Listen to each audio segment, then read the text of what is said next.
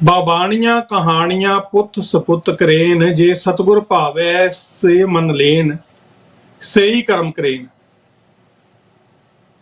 ਸਤੰਬਰ ਮਹੀਨੇ ਦੀ 2 ਤਰੀਕ ਹੈ ਜੀ, ਵਰਾ 2025, ਮੰਗਲਵਾਰ ਦਾ ਦਿਨ। ਮੈਂ ਆਪ ਜੀ ਦਾ ਹੋਸਟ ਮਨਵੀਰ ਸਿੰਘ, ਆਪ ਜੀ ਦਾ ਪਸੰਦੀਦਾ ਪ੍ਰੋਗਰਾਮ ਦਿਲ ਦੀਆਂ ਗੱਲਾਂ ਲੈ ਕੇ ਦਿਲ ਦੀਆਂ ਗਹਿਰਾਈਆਂ ਤੋਂ ਆਪ ਦੀ ਸੇਵਾ ਦੇ ਵਿੱਚ ਹਾਜ਼ਰ ਹੈ ਜੀ। ਆਪ ਜੀ ਦਾ ਸਵਾਗਤ ਕਰਦਾ। ਵਾਹਿਗੁਰੂ ਜੀ ਕਾ ਖਾਲਸਾ, ਵਾਹਿਗੁਰੂ ਜੀ ਕੀ ਫਤਿਹ। ਸਟੂਡੀਓ ਦੀਆਂ ਘੜੀਆਂ ਦੇ ਮੁਤਾਬਕ ਨਿਊਯਾਰਕ ਸਮੇਂ ਅਨੁਸਾਰ ਦੁਪਹਿਰ ਦੇ 12 ਵਜੇ ਨੇ ਔਰ ਖਾਲਿਸਤਾਨ ਦੇ ਸਮੇਂ ਅਨੁਸਾਰ ਰਾਤ ਦੇ 9:30 ਹੋਏ ਨੇ। ਔਰ ਅੱਜ ਤੁਹਾਨੂੰ ਪਤਾ ਹੈ ਕਿ ਮੰਗਲਵਾਰ ਹੈ, ਔਰ ਮੰਗਲਵਾਰ ਦਾ ਦਿਨ ਜਿਹੜਾ ਸਾਡਾ ਬਾਬਾਣੀਆਂ ਕਹਾਣੀਆਂ ਦੇ ਸੰਬੰਧ ਦੇ ਵਿੱਚ ਹੁੰਦਾ ਕਿ ਸਾਡੇ ਬਾਬੇ ਕੀ ਕਰਕੇ ਗਏ ਨੇ। ਖਾਸ ਕਰਕੇ ਕੈਨੇਡਾ ਦੀ ਧਰਤੀ ਤੋਂ ਜਦੋਂ ਅਸੀਂ ਇਹ ਗੱਲ ਕਰ ਰਹੇ ਹਾਂ ਤੇ ਗਦਰੀ ਬਾਬਿਆਂ ਦਾ ਨਾਮ ਆ ਜਿਹੜਾ ਕੈਨੇਡਾ ਦੇ ਇਤਿਹਾਸ ਦੇ ਵਿੱਚ ਜਾਂ ਪੰਜਾਬ ਦੇ ਇਤਿਹਾਸ ਦੇ ਵਿੱਚ ਇੱਕ ਅਮਿੱਟ ਛਾਪ ਜਿਹੜਾ ਛੱਡ ਗਿਆ, ਇੱਕ ਵਿਲੱਖਣ ਇਤਿਹਾਸ ਰੱਖਦਾ। ਔਰ ਇਸੇ ਲੜੀ ਦੀ ਅੱਜ ਜਿਹੜਾ ਅਸੀਂ 6ਵਾਂ ਐਪੀਸੋਡ ਕਰਨ ਜਾ ਰਹੇ ਹਾਂ। ਔਰ ਅੱਜ ਦਾ ਪ੍ਰੋਗਰਾਮ ਆ ਜਿਹੜਾ ਸਮਰਪਿਤ ਹੋਏਗਾ ਸ਼ਹੀਦ ਭਾਈ ਭਾਗ ਸਿੰਘ ਅਤੇ ਸ਼ਹੀਦ ਭਾਈ ਵਤਨ ਸਿੰਘ ਦੀ ਸ਼ਹਾਦਤ ਨੂੰ, ਜਿਨ੍ਹਾਂ ਦੀ ਵੈਨਕੂਵਰ ਦੇ ਵਿੱਚ ਸ਼ਹਾਦਤ ਹੋਈ। 5 ਸਤੰਬਰ ਉਹਨਾਂ ਦੀ ਸ਼ਹਾਦਤ ਦਾ ਦਿਨ ਹੈ ਤੇ ਉਹਨਾਂ ਸ਼ੂਰਬੀਰ ਯੋਧਿਆਂ ਦੀ ਕੁਰਬਾਨੀ ਬਾਰੇ, ਉਹਨਾਂ ਦੇ ਹੌਸਲੇ ਬਾਰੇ, ਉਹਨਾਂ ਦੇ ਕੀਤੇ ਗਏ ਕੰਮਾਂ ਬਾਰੇ ਅੱਜ ਗੱਲਬਾਤ ਅਸੀਂ ਕਰਾਂਗੇ। ਔਰ ਆਪ ਜੀ ਨੂੰ ਪਤਾ ਹੈ ਕਿ ਇਹ ਗੱਲਬਾਤ ਕਰਨ ਦੇ ਨਾਲ ਹਮੇਸ਼ਾ ਸਾਡੇ ਨਾਲ ਡਾਕਟਰ ਗੁਰਵਿੰਦਰ ਸਿੰਘ BC ਤੋਂ ਜੁੜਦੇ ਨੇ। ਡਾਕਟਰ ਗੁਰਵਿੰਦਰ ਸਿੰਘ ਜੀ ਮੀਡੀਆਕਾਰ ਨੇ, ਉਸ ਤੋਂ ਇਲਾਵਾ ਇਤਿਹਾਸਕਾਰ ਨੇ ਤੇ ਡਾਕਟਰ ਸਾਹਿਬ ਅਕੈਡਮਿਕ ਨੇ ਤੇ ਹੋਰ ਬਹੁਤ ਸਾਰੀਆਂ ਐਕਟਿਵਿਸਟ ਨੇ, ਬਹੁਤ ਵੱਡੇ, ਬਹੁਤ ਸਾਰੀਆਂ ਵਿਸ਼ੇਸ਼ਤਾਵਾਂ ਇਹਨਾਂ ਦੇ ਨਾਲ ਨਾਂ ਦੇ ਨਾਲ ਜੁੜੀਆਂ ਹੋਈਆਂ। ਉਹ ਵੱਡੀ ਜਾਣ ਪਛਾਣ ਦੇ ਮੁਹਤਾਜ ਨਹੀਂ ਨੇ।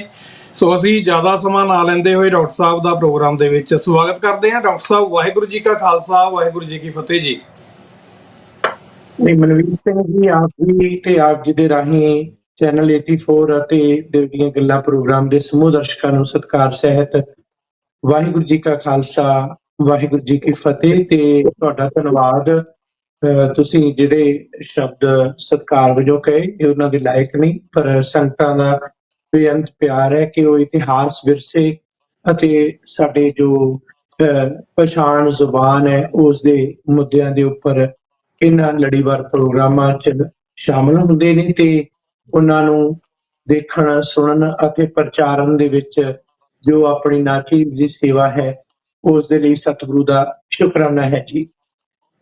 ਜੀ, ਸੋ ਡਾਕਟਰ ਸਾਹਿਬ, ਪ੍ਰੋਗਰਾਮ ਦੇ ਵਿੱਚ ਅੱਗੇ ਵਧਣ ਤੋਂ ਪਹਿਲਾਂ ਮੈਂ ਥੋੜੀ ਜਿਹੀ ਬੇਨਤੀ ਕਰਨੀ ਚਾਹੁੰਦਾ। ਜਿੱਥੇ ਜਿੱਥੇ ਵੀ ਸਾਡੀ ਆਵਾਜ਼ ਪਹੁੰਚ ਰਹੀ ਹੈ, ਸਾਡੇ ਸਰੋਤੇ, ਸਾਡੇ ਦਰਸ਼ਕ ਸਾਨੂੰ ਵੇਖ ਰਹੇ ਨੇ, ਤੇ ਤੁਹਾਡੇ ਚਰਨਾਂ ਦੇ ਵਿੱਚ ਅਰਦਾਸ ਹੈ ਕਿ ਪੰਜਾਬ ਜਿਹੜਾ ਉਹ ਹੜ੍ਹਾਂ ਦੀ ਮਾਰ ਦੇ ਹੇਠੋਂ ਗੁਜ਼ਰ ਰਿਹਾ ਤੇ ਪੰਜਾਬ ਦੇ ਜਾਏ ਜਿਹੜੇ ਆਪਣਾ ਫਰਜ਼ ਪਛਾਣਨ। ਤੁਸੀਂ, ਕਿਉਂਕਿ ਸਰਕਾਰਾਂ ਨੇ ਉੱਥੇ ਬਾਂਹ ਨਹੀਂ ਫੜਨੀ, ਗੁਲਾਮ ਕੌਮਾਂ ਦਾ ਸਾਰਾ ਸਰਕਾਰਾਂ ਨਹੀਂ ਬਣਦੀਆਂ ਹੁੰਦੀਆਂ। ਪੰਜਾਬ ਦੇ ਪੁੱਤ ਆਪ ਆਪਣਾ ਸਾਰਾ ਬਣਨ ਤੇ ਸਾਡੇ ਜਿਹੜੇ ਉੱਥੇ ਭੈਣ ਭਰਾ ਜਿਹੜੇ ਸਾਡੇ ਪਰਿਵਾਰ, ਸਾਡਾ ਆਪਣਾ ਖੂਨ ਹੈ, ਸਾਰੇ ਅੱਜ ਇੱਕ ਵੱਡੀ ਆਫਤ ਦਾ ਸ਼ਿਕਾਰ ਨੇ। ਉਹ ਫੈਬਰੀਕੇਟਡ ਆਫਤ ਹੈਗੀ ਆ, ਆਪਾਂ ਨੂੰ ਸਭ ਨੂੰ ਪਤਾ ਉਹਦੇ ਬਾਰੇ। ਚਲੋ ਉਹਦੇ ਬਾਰੇ ਆਪਾਂ ਹਜੇ ਨਹੀਂ ਗੱਲ ਕਰਦੇ, ਆਉਣ ਵਾਲੇ ਪ੍ਰੋਗਰਾਮਾਂ ਦੇ ਵਿੱਚ ਗੱਲਬਾਤ ਕਰਾਂਗੇ। ਬਟ ਫਿਲਹਾਲ ਸਾਡਾ ਜਿਹੜਾ ਫਰਜ਼ ਹੈ ਕਿ ਤੁਸੀਂ ਆਪਣਾ ਜਿਹੜਾ ਦਸਵੰਧ ਹੈ ਉਧਰ ਨੂੰ ਜ਼ਰੂਰ ਭੇਜੋ। ਉਹਦੇ ਲਈ ਜਿਹੜੀਆਂ ਅਨਨਾਊਨ ਸੰਸਥਾਵਾਂ ਨੇ ਜਾਂ GoFundMe ਪੇਜ ਨੇ ਉਹਨਾਂ ਤੋਂ ਗੁਰੇਜ਼ ਕਰਿਓ ਤੇ ਯੂਨਾਈਟਿਡ ਸਿੱਖਸ ਜਾਂ ਖਾਲਸਾ ਏਡ ਵਰਗੀਆਂ ਸੰਸਥਾਵਾਂ ਜਿਹੜੀਆਂ ਕੰਮ ਕਰ ਰਹੀਆਂ ਨੇ ਇਸ ਦਿਸ਼ਾ ਦੇ ਵਿੱਚ, ਜਿਹੜੀਆਂ ਸਪੈਸ਼ਲੀ ਪੰਜਾਬ ਦੇ ਲਈ ਇਹ ਕੰਮ ਕਰਨਗੀਆਂ, ਉਹਨਾਂ ਰਾਹੀਂ ਤੁਸੀਂ ਆਪਣੇ ਫੰਡ ਜ਼ਰੂਰ ਭੇਜੋ ਤਾਂ ਕਿ ਅਸੀਂ ਆਪਣੇ ਜਿਹੜੇ ਭਰਾਵਾਂ ਦੇ ਨਾਲ ਖੜ ਸਕੀਏ ਤੇ ਆਪਣੇ ਪੰਜਾਬ ਨੂੰ ਇੱਕ ਵਾਰ ਫੇਰ ਪੈਰਾਂ ਤੇ ਕਰ ਸਕੀਏ। ਔਰ ਉਸ ਤੋਂ ਇਲਾਵਾ ਜੇ ਤੁਹਾਡੇ ਆਸ-ਪਾਸ ਗੁਰੂ ਘਰਾਂ ਦੇ ਵਿੱਚ ਕੁਛ ਇੱਦਾਂ ਦਾ ਹੋ ਰਿਹਾ, ਫੰਡਰੇਜ਼ ਹੋ ਰਿਹਾ, ਤੇ ਤੁਸੀਂ ਉਸ ਚੈਨਲ ਰਾਹੀਂ ਵੀ ਜਾ ਸਕਦੇ ਹੋ। ਸੋ ਸਾਡੇ ਕਹਿਣ ਦਾ ਮਤਲਬ ਹੈ ਕਿ ਜਦੋਂ ਇਹੋ ਜਿਹੀਆਂ ਆਫਤਾਂ ਆਉਂਦੀਆਂ ਨੇ ਤੇ ਬਹੁਤ ਲੋਕ ਬਹੁਤ ਸਾਰੇ ਤਰੀਕਿਆਂ ਦੇ ਨਾਲ ਮਾਇਆ ਇਕੱਤਰਿਤ ਕਰਨ ਦੀ ਕੋਸ਼ਿਸ਼ ਕਰ ਰਹੇ ਨੇ ਤੇ ਉਹਨਾਂ ਕੋਲ ਜਾਂ ਤਾਂ ਇਨਫ ਐਕਸਪੀਰੀਅੰਸ ਨਹੀਂ ਹੁੰਦਾ ਕਿ ਉਹਨੂੰ ਫਿਰ ਅੱਗੇ ਗਾਂਹ ਪਹੁੰਚਾਉਣਾ ਕਿੱਦਾਂ, ਤੇ ਜਾਂ ਫਿਰ ਉਹ ਰਸਤੇ 'ਚ ਖੁਰਦ-ਬੁਰਦ ਹੋ ਜਾਂਦੀ ਆ। ਸੋ ਇਸ ਤਰ੍ਹਾਂ ਦੀਆਂ ਗੱਲਾਂ ਤੋਂ ਗੁਰੇਜ਼ ਕਰਿਓ। ਸੋ ਜਿਹੜੀਆਂ ਸਾਡੀਆਂ ਆਲਰੇਡੀ ਵੱਡੀਆਂ ਸੰਸਥਾਵਾਂ ਸਿੱਖਾਂ ਦੀਆਂ ਐਗਜ਼ਿਸਟ ਕਰਦੀਆਂ ਨੇ ਉਹਨਾਂ ਦੇ ਰਾਹੀਂ ਤੁਸੀਂ ਜ਼ਰੂਰ ਆਪਣੀ, ਜਾਂ ਫਿਰ ਡਾਇਰੈਕਟ ਤੌਰ ਤੇ ਤੁਸੀਂ ਆਪਣੇ ਆਪਣੇ ਪਿੰਡਾਂ ਦੇ ਵਿੱਚ ਸਭ ਨੂੰ ਪਤਾ ਲੱਗ ਜਾਣਾ ਕਿ ਕਿਹਦਾ ਕਿੰਨਾ ਨੁਕਸਾਨ ਹੋਇਆ, ਆਪਣੀਆਂ ਪੰਚਾਇਤਾਂ ਰਾਹੀਂ ਇਹ ਕਾਰਜ ਜਿਹੜਾ ਉਹ ਕਰ ਸਕਦੇ ਹੋ। ਸੋ ਡਾਕਟਰ ਸਾਹਿਬ, ਅੱਜ ਆਪਾਂ ਪ੍ਰੋਗਰਾਮ ਜਿਵੇਂ ਸਮਰਪਿਤ ਕਰ ਰਹੇ ਹਾਂ ਸ਼ਹੀਦ ਭਾਈ ਭਾਗ ਸਿੰਘ ਤੇ ਸ਼ਹੀਦ ਭਾਈ ਵਤਨ ਸਿੰਘ ਉਹਨਾਂ ਦੀ ਸ਼ਹਾਦਤ ਨੂੰ, ਲਾਸਾਨੀ ਸ਼ਹਾਦਤ ਨੂੰ, ਸੋ ਉਹਨਾਂ ਦੇ ਪਹਿਲਾਂ ਮੁੱਢਲੇ ਰੂਪ ਦੇ ਵਿੱਚ ਇਹਨਾਂ ਬਾਰੇ ਇੰਟਰੋਡਕਸ਼ਨ ਜ਼ਰੂਰ ਦਿਓ ਜੀ ਕਿ ਕੌਣ ਸਨ ਸ਼ਹੀਦ ਭਾਈ ਭਾਗ ਸਿੰਘ ਅਤੇ ਸ਼ਹੀਦ ਭਾਈ ਵਤਨ ਸਿੰਘ।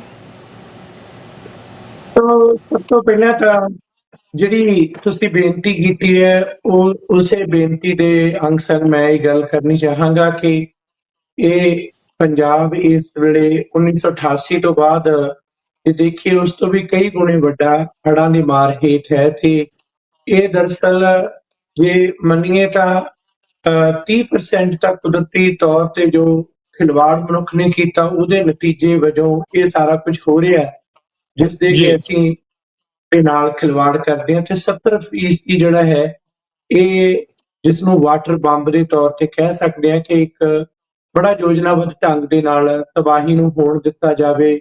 ਵਰ੍ਹਿਆਂ ਤੋਂ ਇਸ ਗੱਲ ਨੂੰ ਧਿਆਨ ਵਿੱਚ ਰੱਖਦਿਆਂ ਹੋਇਆਂ ਕਿ ਇਹ ਜੋ ਸਿਲਸਿਲਾ ਚੱਲ ਰਿਹਾ ਹੈ ਇਸ ਨੂੰ ਚੱਲਣ ਦਿਓ, ਇੱਕ ਦਿਨ ਇਸ ਤਰ੍ਹਾਂ ਦਾ ਮਾਹੌਲ ਬਣੇਗਾ। ਤੇ ਜਿਹੜੀ ਗੱਲ ਇਹ ਵੀ ਹੁੰਦੀ ਹੈ ਕਿ ਕਿਸੇ ਨੂੰ ਕੁਇਕ ਜਿਹੜਾ ਹੈ ਤੁਰੰਤ ਗੋਲੀ ਨਾਲ ਮਾਰ ਦੇਣਾ, ਬੰਬ ਨਾਲ ਮਾਰ ਦੇਣਾ, ਇੱਕ ਹੁੰਦਾ ਸਲੋ ਪੋਇਜ਼ਨਿੰਗ, ਸਲੋਲੀ ਹੌਲੀ ਹੌਲੀ ਜਿਹੜਾ ਖਤਮ ਕਰਨਾ, ਇਹ ਉਸੇ ਤਰ੍ਹਾਂ ਦਾ ਇੱਕ ਹਿੱਸਾ ਹੈ। ਲਗਾਤਾਰ ਇਸ ਗੱਲ ਨੂੰ ਜਾਣਦੇ ਹੋਏ ਕਿ ਰਿਪੇਅਰਿੰਗ ਲਾ ਅਨੁਸਾਰ ਜਦੋਂ ਕੋਈ ਸੂਬਾ ਕਿਸੇ ਵੀ ਪੱਧਰ ਤੇ ਕਿਤੇ ਕੁਦਰਤੀ ਸੁਗਾਤ ਦਾ ਜਾਂ ਪਾਣੀ ਦਾ ਜਿਹੜਾ ਹੈ ਵਿਸ਼ੇਸ਼ ਕਰ ਗੱਲ ਕਰੀਏ ਉਹਦਾ ਹਿੱਸਾ ਮੰਗਦਾ ਤਾਂ ਉਹਨੂੰ ਦੇਣਾ ਬਣਦਾ, ਕਿਉਂਕਿ ਕੁਦਰਤੀ ਆਫਤ ਦੇ ਵਿੱਚ ਵੀ ਉਸ ਤੇ ਚੁਣੌਤੀ ਹੁੰਦੀ ਹੈ, ਸਭ ਤੋਂ ਵੱਧ ਉਸ ਨੇ ਭੁਗਤਣਾ ਹੁੰਦਾ ਹੈ।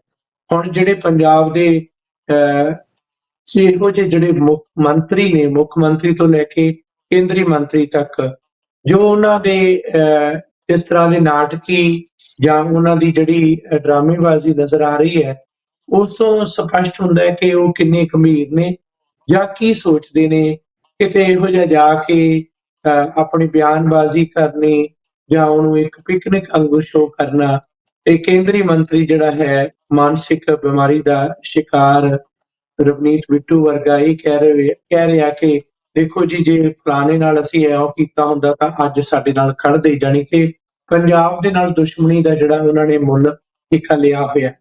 ਸੋ ਰਹੀਆਂ ਆਪਣੀਆਂ ਸੰਸਥਾਵਾਂ ਦੀ ਗੱਲ, ਤੁਸੀਂ ਜ਼ਿਕਰ ਕੀਤਾ ਹੈ ਖਾਲਸਾ ਏਡ, ਯੂਨਾਈਟਿਡ ਸਿੱਖਸ, ਜਾਂ ਈਵਨ ਪੰਜਾਬ ਦੇ ਵਿੱਚੋਂ ਵੀ ਸਾਡੇ ਬਹੁਤ ਸਾਰੇ ਹੋਰ ਨੇ ਜਿਹੜੇ, ਚਾਹੇ ਉਹ ਵਾਰਸ ਪੰਜਾਬ ਦੇ ਨੇ, ਚਾਹੇ ਅਕਾਲ ਤਖਤ ਤੋਂ ਸੱਦਾ ਹੈ, ਚਾਹੇ ਸ਼੍ਰੋਮਣੀ ਕਮੇਟੀ ਜਾਂ ਜਿਹੜੇ ਅਕਾਲੀ ਦਲ ਨਵੇਂ ਸੇਵਾ ਚ ਆ ਰਹੇ ਨੇ, ਜਾਂ ਇਸ ਦੇ ਨਾਲ ਹੀ ਬਹੁਤ ਸਾਰੇ ਹੋਰ ਇਹੋ ਜਿਹੇ ਇੰਡੀਵਿਜੂਅਲ ਨੇ ਜਿਨ੍ਹਾਂ ਨੇ ਆਪਣੇ ਵੱਡੇ ਵੱਡੇ ਜਿਹੜੇ ਬੰਬੂ ਕਾਟ ਕਹਿ ਲਓ ਜਾਂ ਪ੍ਰਬੰਧ ਜੋ ਕੀਤਾ ਉਹ ਸਾਰੇ ਦੇ ਸਾਰੇ ਸਮਰਪਿਤ ਕਰ ਦਿੱਤੇ। ਉਸ ਤੋਂ ਵੱਡੀ ਜਿਹੜੀ ਇਨਸਾਨੀਅਤ ਦੀ ਗੱਲ ਹੈ ਸਿੱਖਾਂ ਦੇ ਅੰਦਰ, ਆਪਣੇ ਅੰਦਰ ਹੈ, ਪੰਜਾਬੀਆਂ ਦੇ ਅੰਦਰ ਖੁਦ ਉਹ ਮਹਿਸੂਸ ਕਰਦੇ ਨੇ।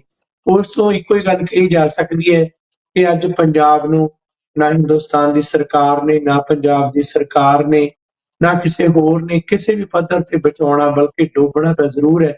ਪੰਜਾਬ ਨੂੰ ਪੰਜਾਬ ਨੇ ਹੀ ਬਚਾਉਣਾ ਤੇ ਪੰਜਾਬ ਹੀ ਪੰਜਾਬ ਨਾਲ ਖੜਾ ਹੈ, ਚਾਹੇ ਉਹ ਪੰਜਾਬ ਦੁਨੀਆ ਦੇ ਵਿਦੇਸ਼ਾਂ ਦੀ ਧਰਤੀ ਤੇ ਹੈ, ਚਾਹੇ ਉੱਥੇ ਹੈ।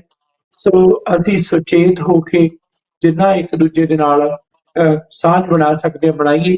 ਰਹੀ ਗੱਲ ਇਨਸਾਨੀਅਤ ਦੀ, ਟਾਵੇਂ ਟਾਵੇਂ ਬਹੁਤ ਵੀਡੀਓ ਇਹੋ ਜਿਹੀ, ਚਾਹੇ ਮਿਸਿਸ ਸੇਨਾ ਵਰਗੀਆਂ ਜਿਹੜੀਆਂ ਸਪੀਕਰਸ ਨੇ ਜਾਂ ਫਿਰ ਕੁਝ ਜਿਹੜੀਆਂ ਇਹੋ ਜਿਹੀਆਂ ਸੰਸਥਾਵਾਂ ਦੇ ਗੈਰ ਸਿੱਖ ਹਿੰਦੂ ਜਾਂ ਮੁਸਲਮਾਨ ਜਾਂ ਹੋਰ ਭਾਈਚਾਰੇ ਦੇ ਕੁਝ ਵਿਅਕਤੀ ਨੇ ਜਿਹੜੇ ਬੋਲ ਰਹੇ ਨੇ, ਉਹਨਾਂ ਦੇ ਲਫ਼ਜ਼ਾਂ 'ਚ ਦਰਦ ਚੱਲ ਰਿਹਾ।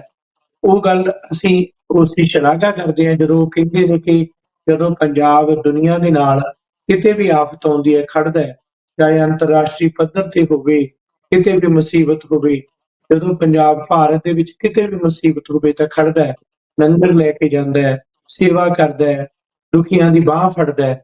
ਤੇ ਅੱਜ ਧਰਮ ਕਰੋ ਕਿ ਉਸੇ ਪੰਜਾਬ ਨੂੰ ਤੁਸੀਂ ਇਸ ਤਰੀਕੇ ਨਾਲ ਦਰਕਿਨਾਰ ਕੀਤਾ, ਆਪਣੀ ਹੋਣੀ ਤੇ ਛੱਡ ਦਿੱਤਾ। ਪ੍ਰਧਾਨ ਮੰਤਰੀ ਅਫਗਾਨਿਸਤਾਨ ਦੇ ਬਾਰੇ ਤਾਂ ਬਿਆਨ ਦੇ ਰਿਹਾ ਕਿ ਦੇਖੋ ਜੀ ਉੱਥੇ ਕੀ ਹੋ ਰਿਹਾ ਹੈ, ਉੱਥੇ ਅਸੀਂ ਕੁਦਰਤੀ ਆਫਤ ਲਈ ਇਹ ਕਰਾਂਗੇ, ਪਰ ਪੰਜਾਬ ਨਾਲ ਜਿਹੜੀ ਦੁਸ਼ਮਣੀ ਹੈ ਉਹ ਸਾਹਮਣੇ ਹੈ। ਸੋ ਉਸ ਸਾਰੇ ਪ੍ਰਸੰਗ ਦੇ ਵਿੱਚ ਉਹਨਾਂ ਲੋਕਾਂ ਦਾ ਵੀ ਧੰਨਵਾਦ ਕਰਨਾ ਬਣਦਾ ਹੈ ਤੇ ਉਹਨਾਂ ਨੇ ਇਸ ਗੱਲ ਨੂੰ ਅੱਜ ਜਗ ਜ਼ਾਹਰ ਕੀਤਾ ਕਿ ਜਿਸ ਤਰ੍ਹਾਂ ਪੰਜਾਬ ਨਾਲ ਵਿਹਾਰ ਹੋ ਰਿਹਾ, ਮਤਰੇਏ ਵਾਲਾ ਵਿਹਾਰ ਹੋ ਰਿਹਾ, ਇਸ ਤੋਂ ਗੱਲ ਸਪਸ਼ਟ ਹੈ ਕਿ ਤੁਸੀਂ ਪੰਜਾਬ ਨੂੰ ਕਦੇ ਆਪਣਾ ਅੰਗ ਸਮਝਿਆ ਹੀ ਨਹੀਂ, ਫਿਰ ਪੰਜਾਬ ਤੁਹਾਡਾ ਅੰਗ ਬਣ ਕੇ ਕਿਵੇਂ ਰਹੀ। ਸੋ ਇਹ ਗੱਲ ਇੱਕ ਬਹੁਤ ਵੱਡੀ ਹੈ ਦਰਦ ਦੇ ਵਿੱਚ ਹੈ।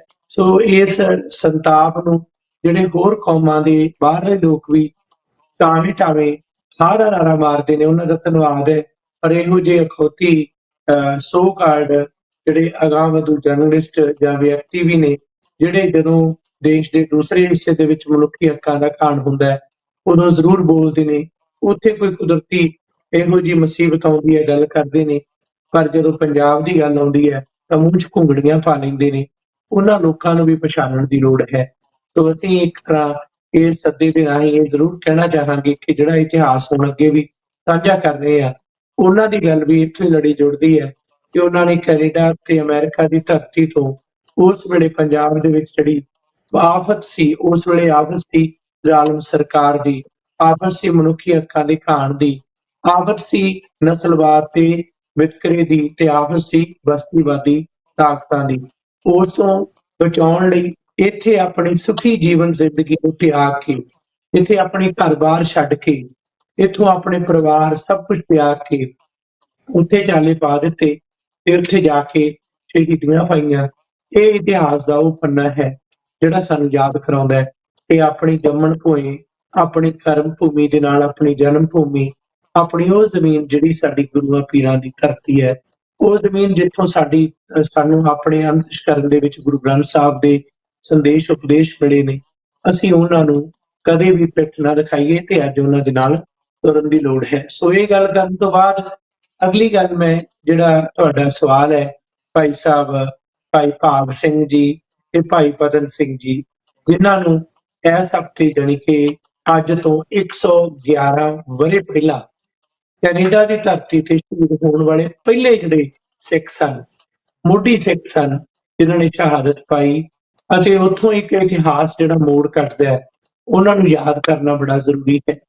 ਜੇਕਰ ਕੈਨੇਡਾ ਦੀ ਧਰਤੀ ਤੇ ਨਸਲਵਾਦ ਦੀ ਜੜ ਪੁੱਟਣ ਦੇ ਵਿੱਚ ਵੱਡੀ ਭੂਮਿਕਾ ਨਿਭਾਈ ਤਾਂ ਇਹਨਾਂ ਲੋਕਾਂ ਨੇ ਨਿਭਾਈ ਹੈ, ਤੇ ਕੈਨੇਡਾ ਅੱਜ ਜਿਸ ਤਰ੍ਹਾਂ ਦਾ ਦਿਸਦਾ ਹੈ ਇਸ ਦੇ ਵਿੱਚ ਵੀ ਇਹ ਮੋਢੀ ਯੋਧੇ ਸਨ, ਉਹਨਾਂ ਦੀ ਬੜੀ ਵੱਡੀ ਭੂਮਿਕਾ ਹੈ। ਜੋ ਅਸੀਂ ਭਾਈ ਭਾਗ ਸਿੰਘ ਜੀ ਦਾ ਨਾਂ ਲੈਂਦੇ ਹਾਂ ਤਾਂ ਉਹਨਾਂ ਦੇ ਨਾਂ ਨਾਲ ਇੱਕ ਪਿੰਡ ਦਾ ਨਾਂ ਜੁੜਦਾ ਹੈ, ਭਿੱਖੀ ਪਿੰਡ। ਇਹ ਜ਼ਿਲ੍ਹਾ ਅੰਮ੍ਰਿਤਸਰ ਦਾ ਪਿੰਡ ਹੈ, ਸਰਹੱਦ ਤੇ ਇਹ ਪਿੰਡ ਹੈ। ਅਫਸੋਸ ਇਸ ਗੱਲ ਦਾ ਹੈ ਕਿ ਇਸ ਪਿੰਡ ਦਾ ਨਾਂ ਵੀ ਬਹੁਤਿਆਂ ਨੂੰ ਯਾਦ ਨਹੀਂ, ਇਸ ਕਰਕੇ ਨਹੀਂ ਯਾਦ ਕਿ ਇਸ ਦਾ ਜੋ ਇਤਿਹਾਸ ਹੈ ਅਸੀਂ ਭੁਲਾ ਦਿੱਤਾ ਹੈ। ਹੁਣ ਜਦੋਂ ਹੜ੍ਹਾਂ ਦੀ ਮਾਰ ਦੀ ਗੱਲ ਕਰਦੇ, ਇਹ ਵੀ ਪਿੰਡ ਜਿਹੜਾ, ਇਹ ਇਲਾਕੇ ਵੀ ਸਾਰੇ ਦੇ ਸਾਰੇ ਉਸੇ ਲਪੇਟ 'ਚ ਹਨ। ਅਤੇ ਇਹ ਭਿੱਖੀ ਪਿੰਡ ਦਾ ਜਿਹੜਾ ਵਿਸ਼ੇਸ਼ ਪੱਖ ਇਹ ਵੀ ਹੈ ਕਿ ਇਸ ਪਿੰਡ ਦਾ ਜਿਹੜਾ ਪ੍ਰਚਾਰ ਹੈ ਜੱਗ ਤੇ ਕਾਫੀ ਹੋਇਆ, ਜਿਹੜਾ ਕਿ ਇੱਕ ਹੋਰ ਐਂਗਲ ਤੋਂ ਹੋਇਆ। ਤੁਹਾਨੂੰ ਯਾਦ ਹੋਏਗਾ ਕਿ ਇੱਕ ਭਾਰਤੀ ਜਸੂਸ ਸਰਬਜੀਤ ਨਾਂ ਦਾ ਵਿਅਕਤੀ ਸੀ, ਜਿਹੜਾ ਵਿਅਕਤੀ ਪਾਕਿਸਤਾਨ ਦੇ ਵਿੱਚ ਗ੍ਰਿਫਤਾਰ ਹੋ ਗਿਆ ਤੇ ਉਸ ਨੂੰ ਸਜ਼ਾਏ ਮੌਤ ਹੋਈ। ਬਾਅਦ ਦੇ ਵਿੱਚ ਉਸ ਦਾ ਕਤਲ ਹੋਇਆ, ਉੱਥੇ ਮਰ ਗਿਆ ਤੇ ਉਸ ਨੂੰ ਨੈਸ਼ਨਲ ਹੀਰੋ ਐਲਾਨਿਆ ਗਿਆ, ਭਾਰਤ ਦੇ ਵਿੱਚ ਨੈਸ਼ਨਲ ਹੀਰੋ, ਰਾਸ਼ਟਰ ਦਾ ਕੌਮੀ ਨਾਇਕ। ਤੇ ਉਸ ਦੇ ਜੋ ਕਾਰਨ ਸੀ, ਉਹਨਾਂ ਦਾ ਇਹ ਕਹਿਣਾ ਸੀ ਕਿ ਜਸੂਸੀ ਕਰਦਾ ਉੱਥੇ ਫੜਿਆ ਗਿਆ ਤੇ ਭਾਰਤ ਸਰਕਾਰ ਦੇ ਆਪਣੇ ਤਰਕ ਸਨ, ਪਰ ਲੋਕਾਂ ਦੇ ਵਿੱਚ ਉਸ ਨੂੰ ਜਿਸ ਤਰ੍ਹਾਂ ਪੋਰਟਰੇਟ ਕੀਤਾ ਗਿਆ, ਪੇਸ਼ ਕੀਤਾ ਗਿਆ, ਭਾਰਤ ਦਾ ਇੱਕ ਕੌਮੀ ਨਾਇਕ ਸ਼ਹੀਦ ਸਰਬਜੀਤ ਸਿੰਘ। ਅਸੀਂ ਅੱਜ ਤੁਹਾਡੇ ਚੈਨਲ ਤੇ ਜ਼ਿੰਮੇਵਾਰੀ ਨਾਲ ਗੱਲ ਕਹਿ ਰਹੇ ਹਾਂ ਕਿ ਇਹ ਭਾਰਤ ਦਾ ਕੌਮੀ ਨਾਇਕ ਨਹੀਂ ਸੀ, ਇਹ ਇੱਕ ਬਨੌਟੀ ਇਹੋ ਜਿਹਾ ਜਸੂਸ, ਜਿਹੜਾ ਵਿਅਕਤੀ ਆਪਣੇ ਹਿੱਤਾਂ ਦੀ ਖਾਤਰ ਜਾਂ ਕਿਸੇ ਹੋਰ ਨਾ ਹਿੱਤਾਂ ਦੀ ਖਾਤਰ ਦੂਜੇ ਤੇ ਜਾ ਕੇ ਆਪਣਾ ਜਿਹੜਾ ਹੈ ਜਸੂਸੀ ਕਰਦਾ, ਤੇ ਉਸ ਦੀ ਉੱਥੇ ਮੌਤ ਹੋਈ ਹੈ।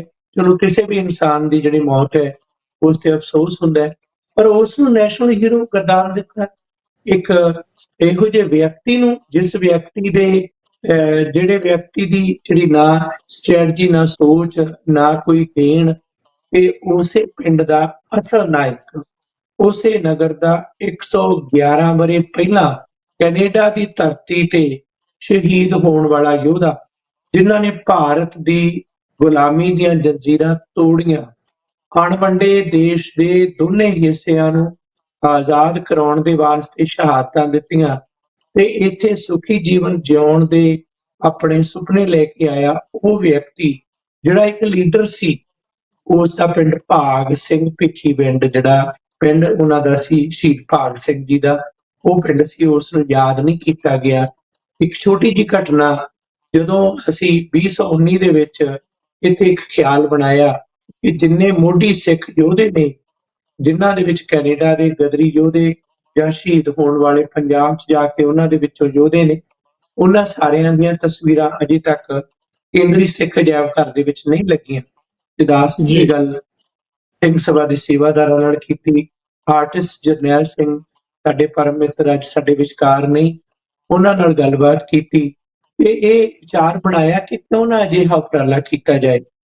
ਤੇ 2019 ਦੇ ਵਿੱਚ ਇਹ ਉਪਰਾਲਾ ਹੋਇਆ ਕਿ ਸਿੱਖ ਅਜਾਇਬ ਘਰ ਦੇ ਵਿੱਚ ਪਹਿਲੀ ਵਾਰ 18 ਮੋਢੀ ਸਿੱਖ ਯੋਧਿਆਂ ਦੀਆਂ ਤਸਵੀਰਾਂ ਕਤਾਰ ਦੇ ਵਿੱਚ ਲੱਗੀਆਂ। ਜਦੋਂ ਦਰਬਾਰ ਸਾਹਿਬ ਦਰਸ਼ਨਾਂ ਲਈ ਜਾਂਦੇ ਆ ਤੇ ਉੱਪਰਲੇ ਪੋਰਸ਼ਨ 'ਚ ਜਾਇਓ, ਇੱਕੋ ਤਰ੍ਹਾਂ ਦੀਆਂ ਉਹ ਪੇਂਟਿੰਗ ਜਿਹੜੀਆਂ ਨੇ, ਉਹਨਾਂ 'ਚੋਂ ਪਹਿਲੀ ਪੇਂਟਿੰਗ ਜਿਹੜੀ ਹੈ ਉਹ ਭਾਈ ਭਾਗ ਸਿੰਘ ਜੀ ਦੀ ਹੈ। ਕਿਉਂਕਿ ਉਹ ਇੱਕ ਮੋਢੀ ਯੋਧੇ ਸਨ ਇੱਥੋਂ ਦੇ ਕੈਨੇਡਾ ਦੇ। ਤੇ ਜਦੋਂ ਅਸੀਂ ਪਿੰਡਾਂ ਨੂੰ ਜਾ ਰਹੇ ਸਾਂ ਕਿ ਵੱਖ-ਵੱਖ ਪਿੰਡਾਂ ਦੇ ਵਿੱਚ ਜਿਹੜੇ ਲੋਕ ਵਸਦੇ ਸਨ, ਉਹਨਾਂ ਲੋਕਾਂ ਦੀ ਅਸੀਂ ਜਾਣਕਾਰੀ ਲਈ ਦੱਸੀਏ ਕਿ ਇਹਨਾਂ ਪਿੰਡਾਂ ਦੇ ਯੋਧਿਆਂ ਦੀ ਕੈਨੇਡਾ ਦੇ ਵਿੱਚ ਜਾਂ ਵਾਪਸ ਆ ਕੇ ਇੱਥੇ ਪੰਜਾਬ ਦੇ ਵਿੱਚ ਸ਼ਹਾਦਤ ਹੋਈ ਹੈ। ਇਹ ਤੁਸੀਂ ਜਾਣਦੇ ਹੋ ਤਾਂ ਤੁਸੀਂ ਹੈਰਾਨ ਹੋਵੋਗੇ ਸੁਣ ਕੇ ਕਿ ਕਈ ਪਿੰਡਾਂ ਦੇ ਨੌਜਵਾਨ ਤਾਂ ਕੀ ਪਿੰਡਾਂ ਦੇ ਸਰਪੰਚਾਂ ਤੱਕ ਨੂੰ ਨਹੀਂ ਸੀ ਪਤਾ। ਕਈਆਂ ਨੂੰ ਇਹ ਨਹੀਂ ਸੀ ਪਤਾ ਕਿ ਇਸ ਪਿੰਡ ਦੇ ਵਿੱਚ ਉਹ ਵਿਅਕਤੀ ਰਹਿੰਦਾ ਸੀ। ਕੁਝ ਐਸੇ ਵੀ ਸਨ ਜਿਹੜੇ ਇਹ ਕਹਿ ਰਹੇ ਸਨ ਕਿ ਸੁਣਿਆ ਸੀ ਕਿ ਬਹੁਤ ਚਿਰ ਪਹਿਲਾਂ ਬਾਹਰ ਗਏ ਸੀ ਤੇ ਫਿਰ ਉੱਥੋਂ ਮੁੜ ਗਏ ਜਾਂ ਕੱਢ ਤੇ ਇੱਥੇ ਆ ਕੇ ਕੁਝ ਲੁੱਟਾਂ ਖੋਹਾਂ ਦੇ ਵਿੱਚ ਸੀ ਤੇ ਫਿਰ ਮਾਰੇ ਗਏ। ਇਹ ਸਾਡੀ ਮਾਨਸਿਕਤਾ ਹੈ ਉਹਨਾਂ ਯੋਧਿਆਂ ਦੇ ਬਾਰੇ। ਤੇ ਮੈਂ ਇਸ ਗੱਲ ਨੂੰ ਜਦੋਂ ਮਹਿਸੂਸ ਕੀਤਾ ਤਾਂ ਮਨ ਭਰਿਆ ਆ। ਜਦੋਂ ਉਹਨਾਂ ਦੇ ਇਤਿਹਾਸ ਬਾਰੇ ਗੱਲਾਂ ਕੀਤੀਆਂ ਤਾਂ ਉਹੀ ਪਿੰਡ ਵਾਲੇ, ਉਹੀ ਨੌਜਵਾਨ ਬੱਚੇ, ਔਰਤਾਂ ਉੱਭਾ ਮਾਰ ਮਾਰ ਕੇ ਰੋ ਰਹੀਆਂ ਸਨ ਕਿ ਹੈ ਅਸੀਂ ਅੱਜ ਤਰਲੇ ਕੱਢਦੇ ਹਾਂ ਅਮਰੀਕਾ ਕੈਨੇਡਾ ਜਾਣ ਦੇ। ਇਹ ਲੋਕ ਅੱਜ ਤੋਂ ਇੱਕ ਸਦੀ ਤੋਂ ਵੱਧ ਸਮਾਂ ਪਹਿਲਾਂ ਉੱਥੇ ਗਏ ਪਰ ਜ਼ਿੰਦਗੀ ਆਪਣੀ ਸਾਰੀ ਕੁਰਬਾਨ ਕਰ ਦਿੱਤੀ। ਉਹ ਯੋਧੇ ਸਨ ਭਾਈ ਭਾਗ ਸਿੰਘ ਜੀ। ਜਦੋਂ ਉਹ ਪੰਜਾਬ ਦੀ ਧਰਤੀ ਤੇ ਭਿੱਖੀ ਪਿੰਡ ਦੇ ਵਿੱਚ ਜਨਮੇ, ਬਚਪਨ ਜਿਹੜਾ ਹੈ ਸੁਧਾਰਨ ਰਿਹਾ। 1906 ਦੇ ਵਿੱਚ ਇਹ ਤੇ ਇਸ ਦੇ ਨਾਲ ਹੀ ਜਿਹੜੇ ਭਾਈ ਪਤਨ ਸਿੰਘ ਦਲੇਲ ਸਿੰਘ ਵਾਲਾ, ਉਹ ਵੀ ਇੱਕ ਬੜੇ ਜਨ ਸਧਾਰਨ ਸੇਵਾਦਾਰ ਸਨ। ਪੰਜਾਬ ਦੀ ਧਰਤੀ ਤੋਂ ਹੀ ਇਹਨਾਂ ਸਾਰਿਆਂ ਨੂੰ ਲਗਨ ਸੀ ਗੁਰਬਾਣੀ ਜਾਂ ਜੀਵਨ ਜਿਹੜਾ ਇੱਕ ਬੜਾ ਸਾਧ ਮਰਾਦਾ ਅਤੇ ਮਿਹਨਤੀ ਅਤੇ ਹਿੰਮਤੀ ਲੋਕ ਸਨ। ਜਦੋਂ ਇਹ ਉੱਥੇ ਪੰਜਾਬ ਵਿੱਚ ਵਿਚਰਦੇ, ਉੱਥੋਂ ਦੀਆਂ ਆਰਥਿਕ ਤੰਗੀਆਂ ਤੁਰਸ਼ੀਆਂ ਸਾਡੇ ਵਾਂਗ ਹੀ ਅਸੀਂ ਬਹੁਤ ਸਾਰੇ ਐਸੇ ਦੇਖਦੇ ਹਾਂ ਜਿਹੜੇ ਲੋਕ ਆਉਂਦੇ ਨੇ ਵਿਦੇਸ਼ਾਂ 'ਚ ਰੋਜ਼ੀ ਰੋਟੀ ਦੀ ਭਾਲ ਲਈ। ਇਹ ਵੀ ਆਪਣਾ ਚੰਗਾ ਜੀਵਨ ਬਸਰ ਕਰਨ ਲਈ ਇੱਥੇ ਆਏ ਅਤੇ ਇੱਥੇ ਆ ਕੇ ਉਹਨਾਂ ਨੇ ਜੋ ਕੁਝ ਕੀਤਾ, ਜੋ ਉਹਨਾਂ ਦੀ ਦੇਣ ਹੈ, ਉਹ ਅੱਜ ਇਤਿਹਾਸ ਅਸੀਂ ਅੱਗੇ ਜਾ ਕੇ ਸਾਂਝਾ ਕਰਾਂਗੇ। ਭਿੱਖੀ ਪਿੰਡ ਜਿਹੜਾ ਹੈ ਜ਼ਿਲ੍ਹਾ ਅੰਮ੍ਰਿਤਸਰ ਦੇ ਵਿੱਚ ਹੈ। ਇਸੇ ਤਰ੍ਹਾਂ ਮਾਲਵੇ ਦਾ ਪਿੰਡ ਦਲੇਰ ਸਿੰਘ ਵਾਲਾ ਜਿੱਥੋਂ ਦੇ ਭਾਈ ਪਤਨ ਸਿੰਘ ਜੀ ਸਨ। ਕਈ ਸਰੋਤਾਂ ਦੇ ਵਿੱਚ ਕਿਰਤੀ ਦੇ ਵਿੱਚ ਸੰਤੋਖ ਸਿੰਘ ਧਰਦਿਓ ਦੀ ਅਸੀਂ ਜਾਂ ਪੁਰਾਣੇ ਹੋਰ ਸਰੋਤਾਂ ਦੀ ਗੱਲਬਾਤ ਕਰਦੇ ਹਾਂ। ਦੋ ਅਲੱਗ-ਅਲੱਗ ਥਾਵਾਂ ਤੇ ਉਹਨਾਂ ਦੇ ਦੋ ਵੱਖੋ ਵੱਖਰੇ ਨਾਮ ਆਉਂਦੇ ਨੇ। ਕਈ ਥਾਵਾਂ ਤੇ ਉਹਨਾਂ ਦਾ ਨਾਮ ਬਤਨ ਸਿੰਘ ਵੀ ਲਿਖਿਆ ਹੈ। ਰਾਜਵਿੰਦਰ ਸਿੰਘ ਰਾਹੀ ਹੋਰੀ ਇਸ ਨੂੰ ਪ੍ਰੈਫਰ ਕਰਦੇ ਨੇ। ਇਸ ਤੋਂ ਇਲਾਵਾ ਜੋ ਪੁਰਾਤਨ ਸਰੋਤਾਂ ਦੇ ਵਿੱਚ ਕਈ ਥਾਵਾਂ ਤੇ ਬਦਨ ਸਿੰਘ ਲਿਖਿਆ ਹੋਇਆ ਹੈ।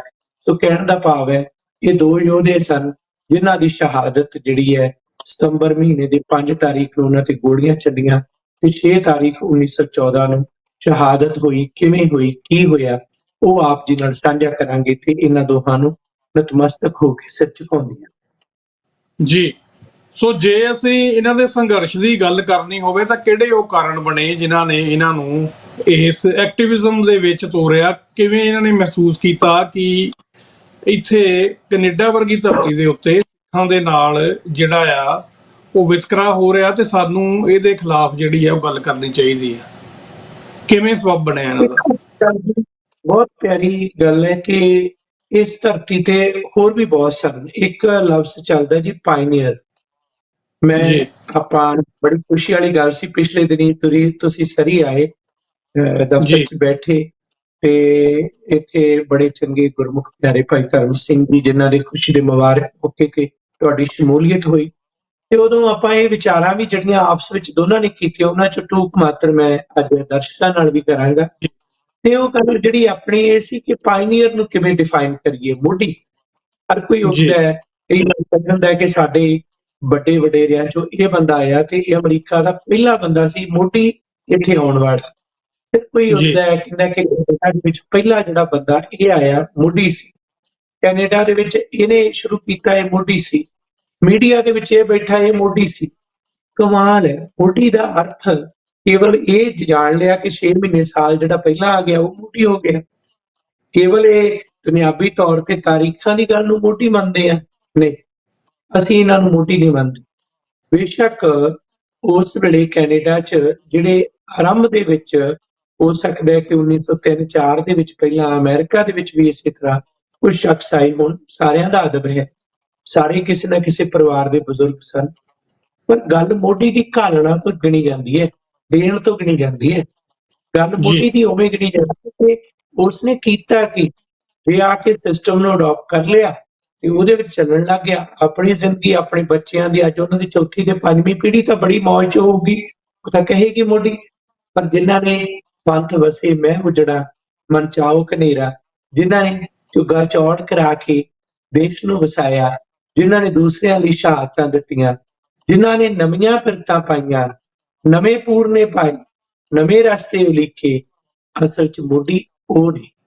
ਇਹ ਜੀ ਮੋਢੀ ਦੀ ਪਰਿਭਾਸ਼ਾ, ਪਾਇਨੀਅਰ ਦੀ ਪਰਿਭਾਸ਼ਾ ਹੈ। ਸੋ ਮੈਂ ਅੱਜ ਕਹਾਂਗਾ ਕਿ ਕੈਨੇਡਾ ਦੀ ਧਰਤੀ ਤੇ ਜਿਹੜੇ ਸਾਡੇ ਪਾਇਨੀਅਰ, ਮੋਢੀ, ਯੋਧੇ, ਸਿੱਖ, ਅਗਾਂਹਵਧੂ ਆਗੂ ਸਨ, ਉਹਨਾਂ ਦੇ ਵਿੱਚੋਂ ਪ੍ਰਮੁੱਖ ਨਾਂ ਹੈ ਭਾਈ ਸਾਹਿਬ ਭਾਈ ਭਾਗ ਸਿੰਘ ਜੀ ਦਾ। ਕੈਨੇਡਾ ਦੀ ਧਰਤੀ ਤੇ 1905-6 ਦੇ ਦੌਰਾਨ ਜਦੋਂ ਇੱਥੇ ਆ ਕੇ ਲੋਕ ਇਕੱਠੇ ਹੋਣੇ ਸ਼ੁਰੂ ਹੋਏ ਤੇ ਉਸੇ ਦੌਰਾਨ ਹੀ ਬਹੁਤ ਸਾਰੀਆਂ ਸ਼ਖਸੀਅਤਾਂ ਐਸੀਆਂ ਵੀ ਆਈਆਂ ਜਿਨ੍ਹਾਂ ਚੋਂ ਅਸੀਂ ਦੋ ਸ਼ਖਸੀਅਤਾਂ ਦੀ ਅੱਜ ਗੱਲ ਕਰ ਰਹੇ ਹਾਂ। ਭਾਈ ਭਾਗ ਸਿੰਘ ਜੀ ਇੱਥੇ ਆ ਕੇ ਉਹਨਾਂ ਨੇ ਦੇਖਿਆ ਕਿ ਇੱਥੇ ਲੋਕ ਆ ਤਾਂ ਜ਼ਰੂਰ ਰਹੇ ਨੇ, ਪਰ ਇਹਨਾਂ ਨਾਲ ਵਿਤਕਰਾ ਬਹੁਤ ਹੁੰਦਾ ਹੈ, ਇਹਨਾਂ ਨੂੰ ਪਛਾਣ ਦੀ ਜਿਹੜੀ ਸਮੱਸਿਆ ਆ ਰਹੀ ਹੈ। ਸੋ ਇਹ ਕਾਇਮ ਰਹਿਣ ਆਪਣੀ ਪਛਾਣ ਦੇ ਵਿੱਚ ਤੇ ਇਹਨਾਂ ਤੇ ਜਿਹੜਾ ਨਸਲਵਾਦ ਹੋ ਰਿਹਾ ਉਸ ਨੂੰ ਰੋਕਣ ਦੇ ਵਾਸਤੇ ਅਸੀਂ ਹਰ ਤਰ੍ਹਾਂ ਦੇ ਮੁਸੀਬਤ ਦੇ ਨਾਲ ਡਟਣ ਦੇ ਵਾਸਤੇ ਸਾਡਾ ਕੇਂਦਰੀ ਕੰਮ ਕੀ ਹੁੰਦਾ ਹੈ? ਗੁਰੂ ਗ੍ਰੰਥ ਸਾਹਿਬ ਨਾਲ ਜੁੜਨਾ ਅਤੇ ਗੁਰੂ ਗ੍ਰੰਥ ਸਾਹਿਬ ਦੇ ਰਾਹੀਂ ਗੁਰਦੁਆਰਾ ਸਾਹਿਬ ਦੀ ਸਥਾਪਨਾ ਕਰਨੀ। ਸੋ ਉਹਨਾਂ ਨੇ 1907 ਦੇ ਵਿੱਚ ਭਾਈ ਭਾਗ ਸਿੰਘ ਜੀ ਤੇ ਇਹਨਾਂ ਦੇ ਨਾਲ ਬਾਕੀ ਸਿੰਘਾਂ ਨੇ ਮਿਲ ਕੇ ਇਹ ਫੈਸਲਾ ਕੀਤਾ ਕਿ ਇੱਥੇ ਇੱਕ ਸੁਸਾਇਟੀ ਬਣਾਈ ਜਾਵੇ ਜਿਹੜੀ ਕਿ ਖਾਲਸਾ ਦੀਵਾਨ ਸੁਸਾਇਟੀ ਕਾਇਮ ਹੋਈ। ਆਰੰਭ ਤਾਂ 1907 ਦੇ ਵਿੱਚ ਇਸ ਦੀ ਹੋ ਗਈ।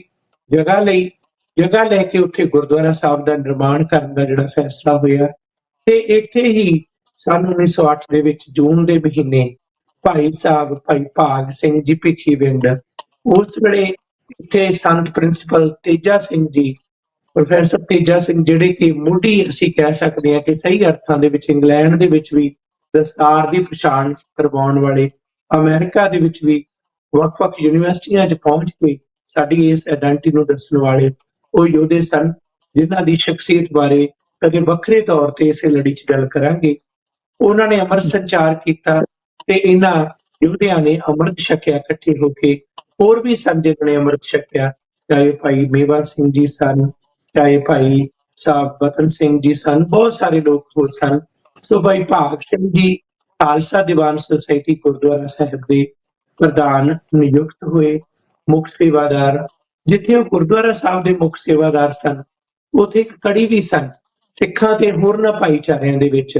ਹਸਨ ਰਹੀਮ ਵਰਗੇ ਜਿਹੜੇ ਕਿ ਇੱਥੇ ਐਕਟਿਵਿਸਟ ਸਨ, ਜਾਂ ਫਿਰ ਇਸ ਤੋਂ ਇਲਾਵਾ ਕਈ ਹੋਰ ਸਨ।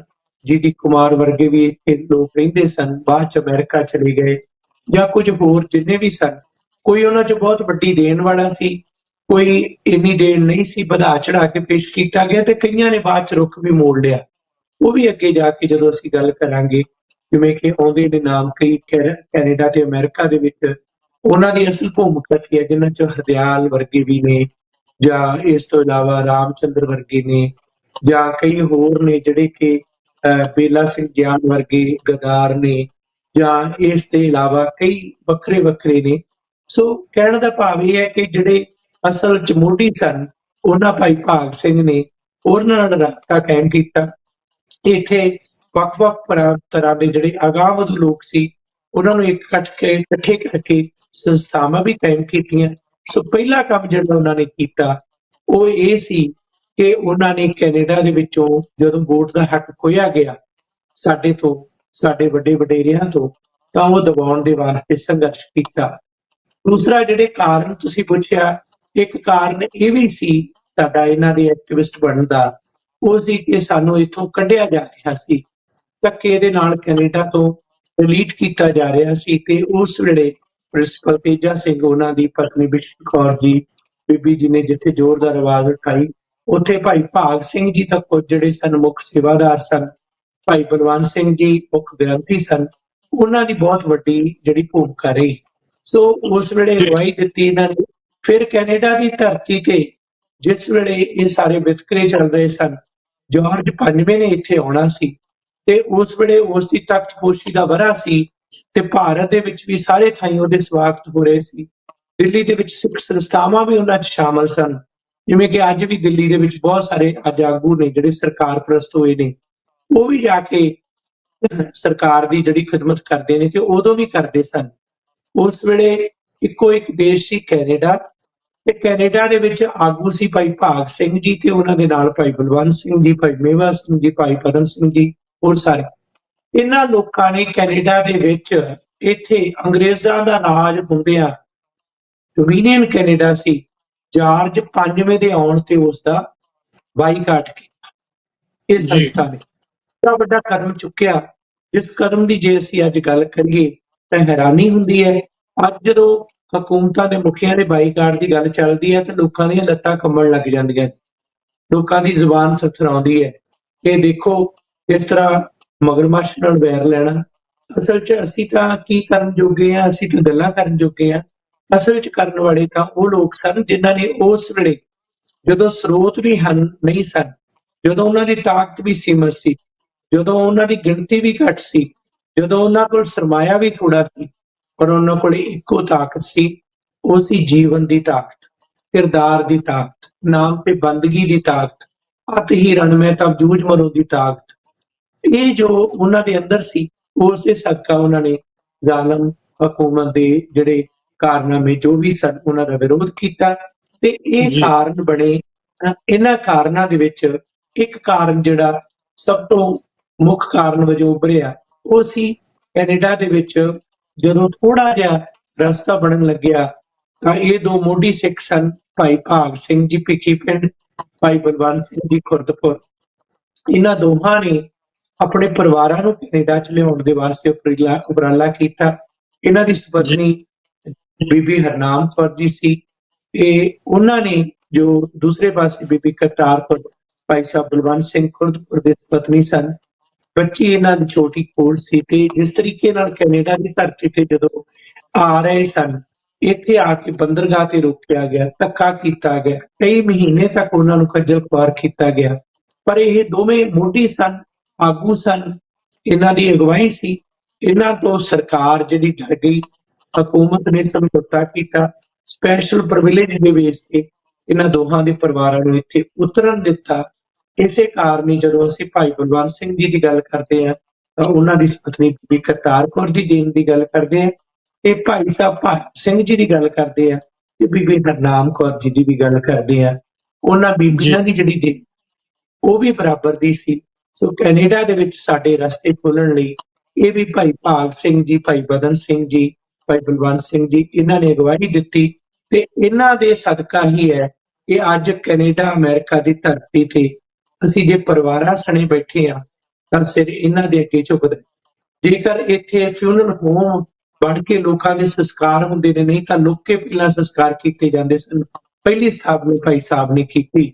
ਜੇਕਰ ਦਸਤਾਰਾਂ ਸਿਰ ਤੇ ਨੇ ਤਾਂ ਇੱਥੇ ਮਿਲ ਸਾਈਡ ਏਰੀਏ ਦੇ ਵਿੱਚ ਜਦੋਂ ਹਾਰਡ ਹੈਡ ਪਾ ਕੇ ਧੱਕੇ ਦੇ ਨਾਲ ਸਿੱਖਾਂ ਨੂੰ ਕੰਮ ਕਰਨ ਲਈ ਮਜਬੂਰ ਕੀਤਾ ਜਾ ਰਿਹਾ ਸੀ ਤਾਂ ਭਾਈ ਭਾਗ ਸਿੰਘ ਜੀ ਦੀ ਅਗਵਾਈ ਸੀ ਕਿ ਉਹਨਾਂ ਨੇ ਇਸ ਖਿਲਾਫ 1907-8 ਦੇ ਵਿੱਚ ਲੜਾਈ ਲੜੀ ਤੇ ਨਤੀਜਾ ਇਹ ਹੋਇਆ ਕਿ ਉਹਨਾਂ ਦੀ ਇਸ ਲੜਾਈ ਸਦਕਾ ਇਹ ਜਿਹੜੀ ਇਤਿਹਾਸਕ ਜਿੱਤ ਹੋਈ ਕਿ ਦਸਤਾਰਾਂ ਜਿਹੜੀਆਂ ਕਾਇਮ ਹੋਈਆਂ। ਉਸ ਤੋਂ ਬਾਅਦ ਹਾਰਡ ਹੈਡ ਦੇ ਖਿਲਾਫ ਜਾਂ ਪੱਗਾਂ ਬੰਨ੍ਹ ਕੇ ਮੋਟਰਸਾਈਕਲ ਚਲਾਉਣ ਦੀਆਂ ਲੜਾਈਆਂ ਜੋ ਨੌਜਵਾਨਾਂ ਨੇ, ਵੀਰਾਂ ਨੇ, ਭਾਈ ਅਵਤਾਰ ਸਿੰਘ ਜੀ ਢਿੱਲੋਂ ਤੇ ਹੋਰਨਾਂ ਨੇ ਜਿੱਤੀਆਂ, ਇਹ ਵੱਖਰਾ ਹੈ।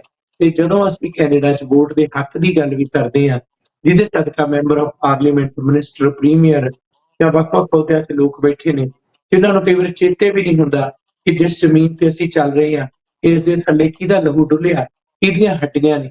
ਇਹ ਉਹ ਭਾਈ ਭਾਗ ਸਿੰਘ ਜੀ ਨੇ ਜਿਨ੍ਹਾਂ ਦੇ ਸਦਕਾ ਇਹ ਹੱਕ ਮਿਲੇ। ਇਸ ਕਰਕੇ ਇਹਨਾਂ ਯੋਧਿਆਂ ਬਾਰੇ ਜਿੰਨਾ ਵੀ ਇਹਨਾਂ ਇਤਿਹਾਸ ਦੇ ਪੱਖਾਂ ਨੂੰ ਜਾਣਿਆ ਜਾਵੇ, ਸਾਂਝਾ ਕੀਤਾ ਜਾਵੇ, ਓਨਾ ਹੀ ਥੋੜਾ ਹੈ। ਜੀ, ਔਰ ਇੱਥੇ ਭਾਈ ਸਾਹਿਬ ਜੀ ਗੱਲ ਗੌਰ ਕਰਨ ਵਾਲੀ ਹੈ। ਤੁਸੀਂ ਇਹ ਜਿਹੜਾ ਬੜਾ ਰੌਚਕ ਦੇ ਨਾਲ ਜਿਹੜੇ ਇਹ ਸਾਰਾ ਸੰਦਰਭ ਦੱਸਿਆ ਉਹਨਾਂ ਦੀ ਘਾਲਣਾ ਦਾ, ਖਾਸ ਕਰਕੇ ਨੋਟ ਕਰਨ ਵਾਲੀ ਗੱਲ ਆ ਕਿ ਇੱਕ ਪਾਸੇ ਤਾਂ ਜਾਰਜ ਪੰਜਵੇਂ ਦੇ ਸਵਾਗਤ ਦੇ ਵਿੱਚ ਉਸ ਖਿੱਤੇ ਦੇ ਵਿੱਚ ਜਿੱਥੋਂ ਅਸੀਂ ਆਏ ਆ, ਰਵਿੰਦਰਨਾਥ ਟੈਗੋਰ ਜਿਹਨੂੰ ਬੜਾ ਵੱਡਾ ਆਈਕਨ ਦੱਸਿਆ ਜਾ ਰਿਹਾ, ਉਹ ਸੋਹਲੇ ਲਿਖ ਰਿਹਾ ਸੀ। ਉਹ ਉਹਨਾਂ ਦੇ ਲਈ ਜਨਗਣ ਮਨ ਵਰਗੇ ਜਿਹਨੂੰ ਹੁਣ ਰਾਸ਼ਟਰਗਾਨ ਬਣਾਇਆ ਹੋਇਆ, ਉਹ ਜਾਰਜ ਪੰਜਵੇਂ ਦੀ ਤਾਰੀਫ ਦੇ ਵਿੱਚ ਉਹ ਕਵਿਤਾ ਲਿਖ ਰਿਹਾ ਸੀ। ਤੇ ਦੂਜੇ ਪਾਸੇ ਸਾਡੇ ਯੋਧੇ ਕੈਨੇਡਾ ਦੇ ਵਿੱਚ ਜਾਰਜ ਪੰਜਵੇਂ ਦੇ ਆਉਣ ਦਾ ਜਿਹੜਾ ਵਿਰੋਧ ਕਰ ਰਹੇ ਸੀ, ਕਿਉਂਕਿ ਉਹ ਦੁਨੀਆ ਭਰ ਦੇ ਵਿੱਚ ਅਤਿਆਚਾਰ ਕਰ ਰਿਹਾ ਸੀ। ਬਸਤੀਵਾਦੀ ਜਿਹੜਾ ਰੂਲ ਆ ਸਟੈਬਲਿਸ਼ ਕੀਤਾ ਜਾ ਰਿਹਾ ਸੀ। ਇਹ ਫਰਕ ਆ ਸਾਡੇ ਆਈਕਨਸ ਦੇ ਵਿੱਚ ਤੇ ਉਸ ਮੁਲਕ ਦੇ ਆਈਕਨਸ ਦੇ ਵਿੱਚ ਜਿਹਦੇ ਅਸੀਂ ਗੁਲਾਮ। ਸੋ ਪ੍ਰੋਗਰਾਮ ਨੂੰ ਸਪਾਂਸਰ ਕਰਨੇ ਜੀ ਅਕਾਲ ਇੰਟਰਪ੍ਰੀਟਰ ਸਰਵਿਸਿਜ਼। ਤੁਸੀਂ ਅਕਾਲ ਇੰਟਰਪ੍ਰੀਟਰ ਸਰਵਿਸਿਜ਼ ਦੀਆਂ ਸੇਵਾਵਾਂ ਲੈ ਸਕਦੇ ਹੋ। ਕੈਨੇਡਾ ਭਰ ਦੇ ਵਿੱਚ ਤੁਹਾਡਾ ਕੋਈ ਵੀ ਅਸਾਈਲਮ ਕੇਸ ਦਾ ਹੈਗਾ, ਜਾਂ ਤੁਸੀਂ ਕੋਈ ਸਿਟੀਜ਼ਨਸ਼ਿਪ PR ਦੀ ਐਪਲੀਕੇਸ਼ਨ ਕਰਾਉਣੀ ਆ, ਜਾਂ ਫਿਰ ਕੋਈ ਸਪਾਂਸਰਸ਼ਿਪ ਬਣਵਾਉਣੀ ਆ, ਕੈਨੇਡੀਅਨ ਪਾਸਪੋਰਟ ਜਾਂ ਟਰੈਵਲ ਡਾਕੂਮੈਂਟ ਅਪਲਾਈ ਕਰਨਾ ਚਾਹੁੰਦੇ ਹੋ, ਤਾਂ ਤੁਸੀਂ ਅਕਾਲ ਇੰਟਰਪ੍ਰੀਟਰ ਸਰਵਿਸਿਜ਼ ਦੇ ਨਾਲ ਸੰਪਰਕ ਕਰ ਸਕਦੇ ਹੋ। ਤੇ ਇਹ ਤੁਹਾਨੂੰ ਜਿਹੜਾ ਤੁਹਾਡਾ ਪੇਪਰ ਵਰਕ ਫਿਲ ਕਰਨ ਦੇ ਵਿੱਚ ਮਦਦ ਕਰ ਸਕਦੇ ਨੇ। ਔਰ ਇਹਨਾਂ ਦੇ ਜਿਹੜੇ ਕੰਟੈਕਟਸ ਨੇ ਉਹ ਐਡਵੋਕੇਟ ਬਲੇਨ ਮੌਂਟਰੀਆਲ ਦੀ ਬੜੀ ਪੁਰਾਣੀ ਤੇ ਵੱਡੀ ਫਰਮ ਆ, ਜਿਹੜੇ ਰਿਫਿਊਜੀ ਕੇਸਾਂ ਦੇ ਮਾਹਰ ਨੇ, ਉਹਨਾਂ ਦੇ ਨਾਲ ਕੰਮ ਕਰਦੇ ਨੇ। ਸੋ ਨੰਬਰ ਨੇ ਜੀ 514 770 7465। ਉਹਦੇ ਨਾਲ akalservices@hotmail.com ਤੇ ਤੁਸੀਂ ਸਾਨੂੰ ਸੰਪਰਕ ਕਰ ਸਕਦੇ ਹੋ।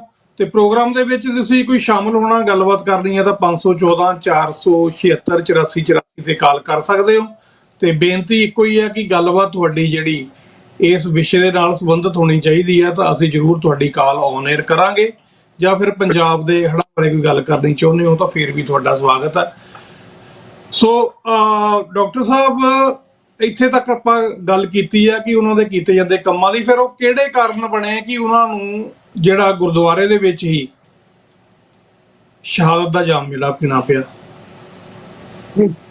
ਅਸਲ 'ਚ ਇਸ ਦੇ ਵਿਚਕਾਰ ਇੱਕ ਹੋਰ ਨੁਕਤਾ ਗੌਰ ਕਰਨ ਵਾਲਾ ਹੈ ਕਿ ਜਦੋਂ ਇੱਥੇ ਹੌਪਕਿੰਸਨ ਵਰਗਿਆਂ ਨੇ, ਮੈਲਕਮ ਰੀਡ ਵਰਗਿਆਂ ਨੇ, ਬ੍ਰਿਟਿਸ਼ ਕਲੋਨੀਅਲ ਸਿਸਟਮ ਦੇ ਆਗੂਆਂ ਨੇ ਸਿੱਖਾਂ ਨੂੰ ਪਾੜਨਾ ਸ਼ੁਰੂ ਕਰ ਦਿੱਤਾ ਸੀ ਜੀ, ਤੇ ਗੁਰਦੁਆਰੇ ਦੇ ਵਿੱਚ ਦੋ ਧਿਰਾਂ ਬਣ ਗਈਆਂ ਸਨ, ਜਿਨ੍ਹਾਂ ਚੋਂ ਇੱਕ ਧਿਰ ਸਰਕਾਰ ਪ੍ਰਸਤ ਸੀ ਤੇ ਇੱਕ ਧਿਰ ਕੌਮ ਪ੍ਰਸਤ ਸੀ। ਅੱਜ ਵਾਂਗੂ ਹੀ ਹੈ ਸਾਰਾ ਕੁਝ ਜੋ ਚੱਲ ਰਿਹਾ। ਇਹ ਸਦੀ ਦਾ ਫਰਕ ਹੈ, 111 ਵਰੇ ਦਾ ਫਰਕ ਹੈ। ਸੋ ਉਸ ਵੇਲੇ ਜਦੋਂ ਜਿਹੜੇ ਸਰਕਾਰ ਪ੍ਰਸਤੀ ਬੇਲਾ ਜਾਣ ਤੇ ਉਹਨਾਂ ਦਾ ਗਰੁੱਪ ਸੀ, ਜਿਸ ਨੂੰ ਹੌਪਕਿੰਸਨ ਸ਼ਹਿ ਦੇ ਰਿਹਾ ਸੀ, ਤੇ ਜਿਹੜੇ ਕੌਮ ਪ੍ਰਸਤ ਸੀ ਉਹ ਮਨੁੱਖੀ ਹੱਕਾਂ ਨੂੰ ਸਮਰਪਿਤ ਉਹਨਾਂ ਦੀ ਅਗਵਾਈ ਭਾਗ ਸਿੰਘ ਜੀ ਕਰ ਰਹੇ ਸਨ। ਸੋ ਉਹਨਾਂ ਦਿਨਾਂ ਦੇ ਵਿੱਚ ਕ੍ਰਾਂਤੀਆਂ ਦੇ ਜਿਹੜੇ ਦੌਰ ਚੱਲੇ, ਉਹਨਾਂ ਚੋਂ ਇੱਕ ਦੌਰ ਇਹ ਸੀ ਕਿ ਗੁਰੂ ਨਾਨਕ ਜਹਾਜ਼ ਦੀ ਆਮਦ। ਗੁਰੂ ਨਾਨਕ ਜਹਾਜ਼ ਦੇ ਆਉਣ ਤੇ ਭਾਈ ਭਾਗ ਸਿੰਘ ਜੀ ਨੇ ਇੱਕ ਪੱਤਰ ਕੱਢਿਆ, ਕਿਉਂਕਿ ਬਲਵੰਤ ਸਿੰਘ ਜੀ ਖੁਰਦਪੁਰ ਰਸਤੇ ਦੇ ਵਿੱਚ ਭਾਈ ਸਰਹਾਲੀ ਨੂੰ ਮਿਲ ਕੇ ਗੁਰਦਿੱਤ ਸਿੰਘ ਜੀ ਨੂੰ ਆਏ ਸਨ ਤੇ ਜਹਾਜ਼ ਤੇ ਵੀ ਕੁਝ ਸਮਾਂ ਸਵਾਰ ਰਹੇ ਸਨ। ਤੇ ਉਹਨਾਂ ਨੇ ਕਿਹਾ ਕਿ ਅਸੀਂ ਉਹਨਾਂ ਭਾਈਆਂ ਨੂੰ ਇੱਥੇ ਆਉਣ ਤੇ ਜੀ ਆਇਆਂ ਆਖਣਾ, ਕਿਉਂਕਿ ਇਹ ਕਿਰਾਏ ਤੇ ਲਿਆ $66,000 ਦਾ ਜਿਹੜਾ ਕਾਮਾਗਾਟਾਮਾਰੂ ਸਟੀਮਸ਼ਿਪ ਕੰਪਨੀ ਦਾ ਜਹਾਜ਼ ਹੈ, ਉਸ ਨੂੰ ਲੈ ਕੇ ਉਸ ਦਾ ਨਾਮਕਰਨ ਗੁਰੂ ਨਾਨਕ ਜਹਾਜ਼ ਕਰਕੇ, ਟਿਕਟਾਂ ਗੁਰੂ ਨਾਨਕ ਜਹਾਜ਼ ਦੀਆਂ ਪ੍ਰਕਾਸ਼ਿਤ ਕਰਕੇ, ਤੇ ਨਾਨਕ ਨਾਮ ਜਹਾਜ਼ ਹੈ ਚੜੇ ਸੂਤਰੇ ਪਾਰ, ਇਸ ਸੰਕਲਪ ਦੇ ਅਧੀਨ ਮਨੁੱਖੀ ਹੱਕਾਂ ਦੇ ਵਾਸਤੇ ਤੇ ਸਰਕਾਰ ਨੂੰ ਚੁਣੌਤੀ ਦੇਣ ਵਾਸਤੇ ਉਸ ਨੂੰ ਲਿਆਂਦਾ ਜਾ ਰਿਹਾ ਸੀ। ਤੇ ਉਸ ਵੇਲੇ ਭਾਗ ਸਿੰਘ ਨੇ ਸਾਰਿਆਂ ਨੇ ਮਿਲ ਕੇ ਅਗਵਾਈ ਦਿੱਤੀ। ਜਦੋਂ ਇਹ ਜਹਾਜ਼ ਇੱਥੇ ਪਹੁੰਚਿਆ ਤਾਂ ਭਾਈ ਭਾਗ ਸਿੰਘ ਜੀ ਦੀ ਅਗਵਾਈ ਵਿੱਚ ਸੰਗਤਾਂ ਜਿਹੜੀਆਂ ਵੈਨਕੂਵਰ ਪਹੁੰਚੀਆਂ, ਪਰ ਅਫਸੋਸ ਕਿ ਉਸ ਵੇਲੇ ਦੀ ਜ਼ਾਲਮ ਸਰਕਾਰ ਨੇ ਜਹਾਜ਼ ਦੇ ਵਿੱਚੋਂ ਜਿਹੜੇ ਸਿੱਖ ਉਤਰ ਨਾ ਦਿੱਤੇ, ਜਿਨ੍ਹਾਂ 'ਚ ਮੁਸਲਮਾਨ ਤੇ ਹਿੰਦੂ ਵੀ ਸਨ। 24 ਮੁਸਲਮਾਨ ਤੇ 12 ਹਿੰਦੂ, 341 ਸਿੱਖ ਸਨ। ਪਰ ਕੁਝ ਜਿਹੜੇ ਸਰਕਾਰ ਪ੍ਰਸਤ ਸਨ ਉਹ ਬਾਅਦ ਦੇ ਵਿੱਚ ਜਿਹੜਾ ਉਹਨਾਂ ਦੇ ਅੰਦਰ ਟਾਊਟਪੁਣਾ ਸੀ, ਜਸੂਸੀ ਕਰਨ ਵਾਲੇ ਵਿੱਚ ਸ਼ਾਮਲ ਸਨ, ਉਤਰੇ ਵੀ। ਕਿਉਂਕਿ ਜਦੋਂ ਵਾਪਸ ਮੁੜਿਆ ਉਦੋਂ 352 ਮੁਸਾਫਰ ਸਨ, ਇਸ ਵਿੱਚ ਉਹਨਾਂ 377 ਸਨ। ਸੋ ਜਿਹੜੇ ਇੱਥੇ ਉਤਰੇ ਉਹ ਸਰਕਾਰ ਦੇ ਖਰੀਦੇ ਹੋਏ ਜਾਂ ਕੁਝ ਐਸੇ ਸਨ ਜਿਹੜੇ ਦੁਬਾਰਾ ਆ ਰਹੇ ਸਨ, ਜਿਹੜੇ ਪਹਿਲਾਂ ਪੰਜਾਬ ਗਏ ਸਨ, ਉਹਨਾਂ ਨੂੰ ਪਤਾ ਲੱਗਿਆ ਵੀ ਜਹਾਜ਼ ਫਿਰ ਉਧਰ ਨੂੰ ਜਾ ਰਿਹਾ, ਉਹਨਾਂ 'ਚ ਕੁਝ ਉਹ ਵੀ ਸਨ।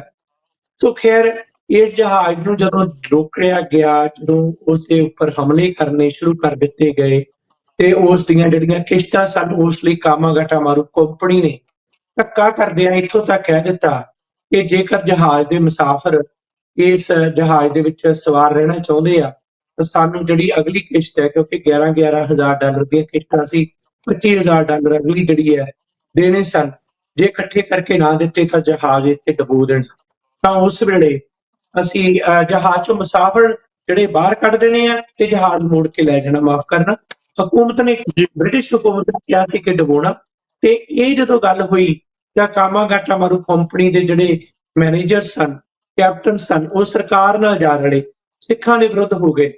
ਇਹ ਦੇਖੋ ਸੋਚਣ ਵਾਲੀ ਗੱਲ ਹੈ, ਜਿਹੜਾ ਨਾ ਅੱਜ ਤੱਕ 100 ਸਾਲ ਅਸੀਂ ਨਾ ਜਿਹਨੂੰ ਨਾਮ ਸਿਮਰਨ ਵਾਂਗ ਧਿਆਉਂਦੇ ਰਹੇ ਆ ਨਾ, ਕਾਮਾਗਾਟਾ ਮਾਰੂ ਤੂੰ ਮਾਫੀ, ਕਾਮਾਗਾਟਾ ਮਾਰੂ, ਸਾਡਾ ਕਾਮਾਗਾਟਾ ਮਾਰੂ, ਕਾਮਾਗਾਟਾ ਮਾਰੂ ਨੂੰ ਧੱਕਾ, ਇਹ ਉਹ ਕੰਪਨੀ ਦਾ ਜਿਹੜਾ ਏਜੰਡਾ ਸੀ ਉਹ ਇਹ ਸੀ ਕਿ ਇਹਨਾਂ ਨੂੰ ਰੱਜ ਕੇ ਪਹਿਲਾਂ ਝੰਬੋ, ਪੈਸੇ ਪੂਰੇ ਲਓ, ਜੇ ਨਹੀਂ ਦਿੰਦੇ ਇੱਥੇ ਮਰਨ ਚਾਹੇ ਜੌਨ ਸੁੱਟ ਕੇ ਚਲੇ ਜਾਓ। ਇਹ ਜਹਾਜ਼ ਦਾ ਨਸਲੀ ਵਿਤਕਰਾ ਵਿਦਨ ਪੈਸੇਂਜਰ ਰਾਹੀਂ ਕਾਮਾਗਾਟਾ ਮਾਰੂ ਕੰਪਨੀ ਦਾ ਸੀ। ਸੋ ਇਹ ਗੱਲ ਭੁੱਲਣੀ ਨਹੀਂ ਚਾਹੀਦੀ। ਤੇ ਭਾਈ ਭਾਗ ਸਿੰਘ ਜੀ ਉਹਨਾਂ ਨੇ ਤੇ ਹਸਨ ਰਹੀਮ ਇੱਥੋਂ ਦੇ ਆਗੂ ਸਨ, ਉਹਨਾਂ ਨੇ ਆਪਣੇ ਨਾਂ ਤੇ ਇਸ ਦਾ ਪਟਾ ਜਿਹੜਾ ਤਬਦੀਲ ਕੀਤਾ। ਸੰਗਤਾਂ ਨੇ ਉਸ ਵੇਲੇ ਪੈਸੇ ਦਿੱਤੇ, ਜਿਨ੍ਹਾਂ ਦੇ ਪਰਿਵਾਰਾਂ ਦੇ ਮੈਂਬਰ ਸੀ ਉਹਨਾਂ ਨੇ ਉਸ ਵੇਲੇ 5-5 ਡਾਲਰ, ਜਿਨ੍ਹਾਂ ਦੇ ਬਾਕੀ ਸਨ ਉਹਨਾਂ ਨੇ 1-1, 2-2 ਡਾਲਰ ਇਕੱਠੇ ਕਰਕੇ ਤੇ ਬਾਕੀ ਇਕੱਠਿਆਂ ਹੋ ਕੇ ਕਈਆਂ ਨੇ 50-100 ਵੀ, ਕਈਆਂ ਨੇ ਜ਼ਿਆਦਾ ਵੀ ਦਿੱਤੇ। ਰਾਮ ਸਿੰਘ ਧਲੇਤੇ ਵਰਗੇ ਸਨ ਜਿਹੜੇ, ਉਹਨਾਂ ਨੇ ਤਾਂ ਕਮਾਲ ਹੀ ਕਰ ਦਿੱਤੀ। ਉਹ ਮਹਾਨ ਵਿਅਕਤੀ ਸਨ ਜਿਨ੍ਹਾਂ ਨੇ ਬੜਾ ਦਾਨ ਦਿੱਤਾ। ਭਾਈ ਮੇਵਾ ਸਿੰਘ ਦੇ ਪਿੰਡੂ ਜਿਹੜੇ ਸਨ ਉਹਨਾਂ ਨੇ 1000-2000 ਡਾਲਰ ਇਕੱਠਿਆਂ ਕਰਕੇ ਦਿੱਤਾ। ਬਹੁਤ ਸਾਰੇ ਲੋਕ ਸਨ। ਤੋਂ ਉਸ ਵੇਲੇ ਇਹਨਾਂ ਨੇ ਫੈਸਲਾ ਕੀਤਾ ਜਹਾਜ਼ ਤਾਂ ਮੋੜਨਾ ਹੀ ਹੈ, ਹੁਣ ਸੋਮਸ ਪਾਰ ਜਿਹੜੇ ਹਥਿਆਰ ਨੇ ਕੁਛ ਲਿਆਈਏ, ਇਸ ਜਹਾਜ਼ ਰਾਹੀਂ ਹਥਿਆਰ ਭੇਜੀਏ ਤਾਂ ਕਿ ਉੱਥੇ ਜਾ ਕੇ ਗਦਰ ਮੂਵਮੈਂਟ ਸ਼ੁਰੂ ਹੋ ਜਾਏ ਤੇ ਉਹਦਾ ਜਿਹੜਾ ਬਕਾਇਦਾ ਸੰਘਰਸ਼ ਹੋਵੇ। ਇਸੇ ਕਾਰਨ ਭਾਈ ਸਾਹਿਬ, ਭਾਈ ਭਾਗ ਸਿੰਘ ਜੀ, ਭਾਈ ਬਲਵੰਤ ਸਿੰਘ ਜੀ, ਹੋਰ ਸਾਰੇ ਜਿਹੜੇ ਸਨ ਸੁਮਸ ਬਾਰਡਰ ਤੇ ਗਏ। ਉੱਥੇ ਜਾ ਕੇ ਜਦੋਂ ਵਾਪਸ ਪਰਤ ਰਹੇ ਸਨ ਤੇ ਉੱਥੇ ਗ੍ਰਿਫਤਾਰੀ ਇਹਨਾਂ ਦੀ ਹੋਈ, ਕਿਉਂਕਿ ਹਥਿਆਰਾਂ ਸਣੇ ਫੜੇ ਗਏ, ਜਹਾਜ਼ ਦੇ ਮੁੜਨ ਦਾ ਸਮਾਂ ਸੀ ਤੇ ਉਧਰੋਂ ਇਹ ਗ੍ਰਿਫਤਾਰ ਹੋਏ। ਪਰ ਅਫਸੋਸ ਕਿ ਜਦੋਂ ਜਹਾਜ਼ ਮੁੜਨ ਦਾ ਜਿਹੜਾ ਧੱਕਾ ਕੀਤਾ ਜਾ ਰਿਹਾ ਸੀ, ਕਿਉਂਕਿ ਪਟਾ ਕਿਹਨਾਂ ਦੇ ਨਾਂ ਤੇ ਹੋ ਗਿਆ ਸੀ, ਭਾਈ ਭਾਗ ਸਿੰਘ ਜੀ ਤੇ ਭਾਈ ਹਸਨ ਰਹੀਮ। ਹੁਣ ਇੱਥੇ ਇੱਕ ਨੁਕਤਾ ਦੱਸਦਾ, ਮੈਂ ਆਪ ਜੀ ਨਾਲ ਦੱਸਦਾ। ਗੁਰੂ ਨਾਨਕ ਜਹਾਜ਼ ਜਿਹੜਾ ਮੋੜਨ ਦੀ ਗੱਲ ਵੀ ਹੈ, ਇੱਕ ਨਵੀਂ ਜਾਣਕਾਰੀ ਕਈਆਂ ਲਈ ਹੋਏਗੀ, ਕਿਉਂਕਿ ਜਿਹੜੀ ਜੁਰਤ ਗੁਰੂ ਨੇ ਖਾਲਸੇ ਨੂੰ ਬਖਸ਼ੀ ਹੈ ਇਹ ਉਹਦੀ ਵਿਰਾਸਤੀ ਦੇਣ ਹੈ। ਅਸੀਂ ਕਿਸੇ ਦੀ ਨੁਕਤਾਚੀਨੀ ਨਹੀਂ ਕਰਦੇ, ਪਰ ਇੰਨੀ ਦ੍ਰਿੜਤਾ ਨਹੀਂ ਹੁੰਦੀ। ਜਦੋਂ ਭਾਈ ਭਾਗ ਸਿੰਘ ਜੀ ਸੁਮਸ ਬਾਰਡਰ ਤੇ ਗ੍ਰਿਫਤਾਰ ਹੋ ਗਏ, ਉਧਰੋਂ ਸਰਕਾਰ ਧੱਕਾ ਕਰ ਰਹੀ ਸੀ ਕਿ ਜਹਾਜ਼ ਨੂੰ ਮੋੜੋ, ਤੇ ਮੋੜ ਸਕਦੇ ਨਹੀਂ ਸੀ ਉਹਨਾਂ ਚਿਰ ਜਿੰਨਾ ਚਿਰ ਜਹਾਜ਼ ਜਿਨ੍ਹਾਂ ਦੇ ਨਾਂ ਤੇ ਪਟੇ ਤੇ ਸੀ ਉਹਨਾਂ ਦੇ ਦਸਤਖਤ ਨਾ ਹੁੰਦੇ। ਹਾਲਾਤ ਇਹੋ ਜਿਹੇ ਪੈਦਾ ਕਰ ਰਹੇ ਸੀ ਕਿ ਅਸੀਂ ਡੁਬੋ ਦਿਆਂਗੇ। ਸਿੱਖਾਂ ਨੇ ਅੱਗੇ ਪ੍ਰਤੀਕਰਮ ਕੀਤਾ ਕਿ ਜੇ ਜਹਾਜ਼ ਡੁਬੋਤਾ ਤਾਂ ਵੈਨਕੂਵਰ ਨੂੰ ਅੱਗ ਲਾ ਦੇਾਂਗੇ। ਭਾਈ ਸਾਹਿਬ ਹੋਰਾਂ ਸਾਰਿਆਂ ਨੇ ਸਮਝਾਇਆ ਕਿ ਇਹ ਕੰਮ ਨਹੀਂ ਕਰਨਾ, ਅਸੀਂ ਅਜਿਹਾ ਰਸਤਾ ਨਹੀਂ ਅਖਤਿਆਰ ਕਰਨਾ, ਪਰ ਬਹੁਤ ਵੱਡਾ ਰੋਸ ਸੀ। ਆਖਰਕਾਰ ਜਦੋਂ ਭਾਈ ਸਾਹਿਬ ਤਾਂ ਗ੍ਰਿਫਤਾਰ ਹੋ ਚੁੱਕੇ ਸਨ ਤੇ ਸਰਕਾਰ ਦੇ ਨੁਮਾਇੰਦਿਆਂ ਨੇ, ਜਹਾਜ਼ ਦੇ ਮੈਨੇਜਰਾਂ ਨੇ, ਬ੍ਰਿਟਿਸ਼ ਡੋਮੀਨੀਅਨ ਨੇ ਇਕੱਠਿਆਂ ਜਿਹਦੇ ਤੇ ਦਬਾਅ ਬਣਾਇਆ ਭਾਈ ਹਸਨ ਰਹੀਮ ਜੀ ਤੇ ਕਿ ਤੁਸੀਂ ਸਾਈਨ ਕਰ ਦਿਓ, ਨਹੀਂ ਤਾਂ ਜਹਾਜ਼ ਜਿਹੜਾ ਇਹਨਾਂ ਨੇ ਡੋਬ ਦੇਣਾ।